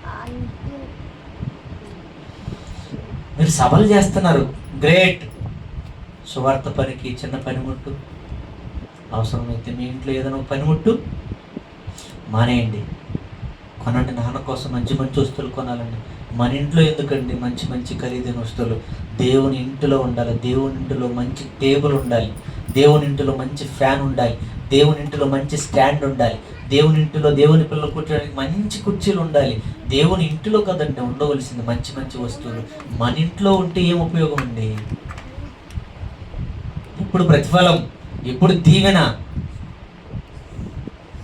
చివరిగా చూస్తారా? ఎందుకు నమ్మకంగా ఉండాలో తెలుసా? నమ్మకంగా ఎందుకు ఉండాలన్నాడో చివరి మాట చూడండి. సామెతల గ్రంథంలో రాయించాడండి తండ్రి. సామెతల గ్రంథం చివరి మాట, సామెతల గ్రంథం చూడండి ఒక్కసారి. నమ్మకమైన వాడికట ఏముంటాయని అన్నాడు చూడండి. 28వ అధ్యాయం 20వ వచనం. సామెతల గ్రంథం 28వ అధ్యాయం 20. మా పదం చూడండి. ఎక్కడ నమ్మకం?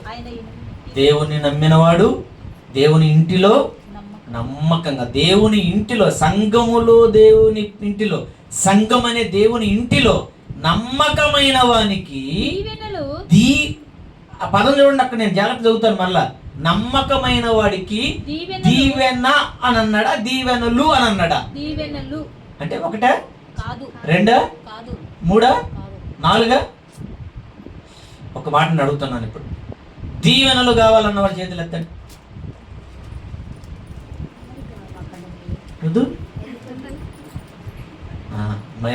దీవెనలు కావాలా?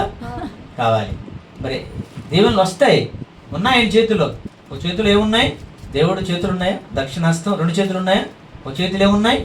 దీవెనలు ఉన్నాయి, ఆశీర్వాదం ఉంది. ఇంకో చేతులు ఏమున్నాయి? రెండు ఉన్నాయి, ఆశీర్వాదం, శాపం. శాపంలో రెండు ఉన్నాయి ఆయన చేతిలో, రెండు ఉన్నాయి. ఆయన చేతిలో ఉన్న దీవెనలు ఉన్నాయి. ఈ దీవెనలు మీకు రావాలంటే మీ చేతుల్లోనుంది, మీ చేతుల్లోనుంది. దీవెన తెచ్చుకోవాలన్నా మీ చేతుల్లోనుంది, శాపం తెచ్చుకోవాలన్నా మీ చేతుల్లోనుంది. ఆయన రెండు ఇవ్వడానికి రెడీ. రెండు ఉన్నాయి ఆయనకి, రెండు ఇవ్వడానికి సిద్ధపడుతున్నాడు. దీవెనలు ఇవ్వాలట ఆయన. ఒక్క దీవెన కాదు, ఒక్క ఆశీర్వాదం కాదు. ఆశీర్వాదం కావాలి మనకు, దీవెన కావాలి మనకు. దీవెన ఇవ్వాలని, ఆశీర్వాదం ఇవ్వాలనే ఉన్నాడు తండ్రి. అవి నీకు రావాలంటే నువ్వేం చేయమన్నాడు? ఒక్కటి చెయ్యి. నువ్వు ఏంటి తెలుసా? రే అమ్మా, నువ్వు నమ్మకంగా ఉండు తల్లి. అదే రాశాడు ఇక్కడ బైబిల్లో. నమ్మకమైన వానికి దీవెనలు మెండుగా కలుగును. బా, ఎందుకు నమ్మకంగా ఉండమన్నాడు? నమ్మకంగా ఎందుకు ఉండమన్నాడు తెలుసా? ఇక్కడ నువ్వు నమ్మకంగా ఉంటే ఇక్కడ దీవెనలు, తర్వాత రెండవది పరలోకం. ఆ పరలోకంలో ఏముంది? జీవ కిరీటం. అందుకే ఇందాక ప్రకటనలో చెప్పాడు కదా, మరణం వరకు నమ్మకంగా ఉండండి. మీరు నా ఇంట్లోనే ఉండండి, మీరు నమ్మకస్తులుగా ఉండండి. ఉండి మీరు పరిచారకులుగా మీరుంటే ఇక్కడ మీకు మెండైన దీవెనలు, మెండైన ఉంటుంది అక్కడ. నమ్మకమైన వానికి దీవెనలు మెండుగా, ఒకటి కాదు, రెండు కాదు, మూడు కాదు, నువ్వు ఊహించనన్న దీవెనలు ఇక్కడ ఇస్తాడట. ఆ తర్వాత ఆయన ఇంటిలో చేర్చుకుంటాడు. ఆయన ఇంటిలో ఆ సింహాసనం మీద కూర్చోబెట్టి నీ నెత్తి మీద కిరీటం పెడతాడట, జీవ కిరీటం. ఇప్పుడు చెప్పండి, పరలోకం అనే దేవుని ఇంటిలోనికి వెళ్ళాలి అంటే భూమి మీద సంఘం అనే తన ఇంటిలోనికి రావాలి. ఆ ఇంటిలో నువ్వు నమ్మకమైన దానవుగా, నమ్మకమైన వాడుగా, పరిచర్య చేసేవాడుగా దానవుగా ఉంటే ఇక్కడ దీవెనలు, ఆ తర్వాత దేవుని ఇంటిలో మీరు ఉంటారు. పరలోకం అనే దేవుని ఇంటిలో ఉండాలి అంటే ముందు సంఘం అనే ఇంటిలో ఉండాలి. ఆ ఇంటిలో ఉండి నమ్మకంగా నువ్వు పరిచర్య చేసుకుంటూ వెళ్ళిపోతే ఇక్కడ దీవెనే, ఆ తర్వాత ఉంటాం. ఇక్కడ ఉన్నవాడే అక్కడ ఉంటాడు. సంఘానికి దూరమై సంఘంలోకి రాక, ఉన్న నమ్మకంగా ఉండక, పరిచర్య చేయకుండా ఒకవేళ నువ్వు ఉంటే నీకు దీవెనలు లేవు, పరలోకం కూడా రాదు. అందుకే ఈ ఇంటిలో ఉన్నవాడే నమ్మకంగా పరలోకం అనే దేవుని ఇంటిలోను కూడా వెళ్ళిపోతాడు. అది యేసు ప్రభువు చెప్పాడు, నా తండ్రి అంట అనేక నివాసములు కలవు, కనుక మీరు సంఘం అనే నా రక్తము చేత కట్టబడిన కొనబడిన ఆ ఇంటిలో మీరు ఉన్నాడు. మోషే ఉన్నాడు, యేసుక్రీస్తు ఉన్నాడు, అపోస్తులు ఉన్నాడు, ఎందరో స్త్రీలు ఉన్నారు, యవనస్తులు ఉన్నారు, చిన్నపిల్లలు ఉన్నారు. మనం కూడా ఉండాలి. ఇప్పుడు చెప్పండి, దేవుని ఇంటిలో నమ్మకమైన పరిచారకులు ఉన్నారా? నమ్మకంగా ఉండండి. ఇంకా పరిచారకులుగా మారలేదా? ఈ రోజు నుంచి అయినా పరిచర్య చేసేవాళ్ళుగా మారండి. ఏదో ఒక పరిచర్యను మీ సేవకులను అడిగి తీసుకొని పరిచర్య చేయండి. పెత్తనం వద్దండి, పెత్తనం వద్దు. ఎవరి మీద ఎవరు పెత్తనం చేయకండి, సేవకుని మీద అస్సలు పెత్తనం చేయకండి. మనంతా పరిచారకులు పరిచర్య చేద్దాం. రేపు దేవుని చేత పరలోకమైన ఇంటిలో మనం ఉందాం. ఇది దేవుని ఇంటిలో నమ్మకమైన పరిచారకులా. వాళ్ళందరూ నమ్మకంగా ఉండాలి, మనం కూడా నమ్మకంగా ఉండాలి. అపనమ్మకస్తులుగా ఇంట్లో ఉండదు. పరిచర్య చేయని వాళ్ళంగా, ఏ పని లేని వాళ్ళంగా మనం ఇంట్లో ఉంటాం. పనివాళ్ళగా ఉందాం. పనివాడంటే దేవుడికి ఇష్టం. పనివాడి జీతమునకు పాత్రుడు. నువ్వు పనిచేస్తే పరలోకాన్ని ఇవ్వడానికి సిద్ధపడుతున్నాడు. నువ్వు పనిచేస్తే ఇక్కడ నీకు కావలసినవన్నీ ఇవ్వడానికి సిద్ధపడుతున్నాడు. ఇక్కడ దేవుని కొరకు కావలసినవన్నీ మనం సమకూర్చుకుందాం. అందరం కలిసి పని చేస్తే ఈజీగా దేన్నైనా సంపాదించుకోవచ్చు. కనుక నమ్మకమైన దేవుని ఇంటిలోనే ఉండండి. సంఘాన్ని విడిచిపెట్టకండి, సంఘానికి దూరం కాకండి, సేవకులకు దూరం కాకండి. ఇంట్లోనే ఉండండి, నమ్మకమైన వారుగా ఉండండి, మంచి పరిచర్య చేసేవాళ్ళుగా మీరు ఉండండి. దేవుడు ఇదే కోరుకుంటున్నాడు. నమ్మకమైన వాళ్ళు నా యొద్ద నివసించాలి, పరలోకానికి వచ్చి నా యొద్ద ఉండాలంటే భూమి మీద నా ఇంటిలో నమ్మకమైన వాళ్ళ కోసం ఆయన కనిపెడుతున్నాడట. అలాంటి నమ్మకస్తులుగా, నమ్మకమైన పరిచారకులుగా మీ మరణం వరకు మీరుండి దేవుడి ఇంటిలోనికి, పరలోకానికి చేరి జీవ కిరీటాన్ని కలిగి నిత్యము ఆనందించాలని మనసారా కోరుకుంటున్నాను. కలుపుసుకొని ప్రార్థన చేసుకున్నాం. ప్రేమ కలిగిన తండ్రి, ఎన్ని అమూల్యమైన మాటలు మా కొరకు 1000 సంవత్సరాల క్రితం రాయించారు. మాకంటే ముందు పుట్టిన వాళ్ళు మీ ఇంటిలోకి వచ్చి, మీ ఇంటిలో మీ వలన చేరి ఎంత చక్కగా నమ్మకమైన పరిచారకులుగా ఉండి ఈరోజు పరదైసులో ఉన్నారు.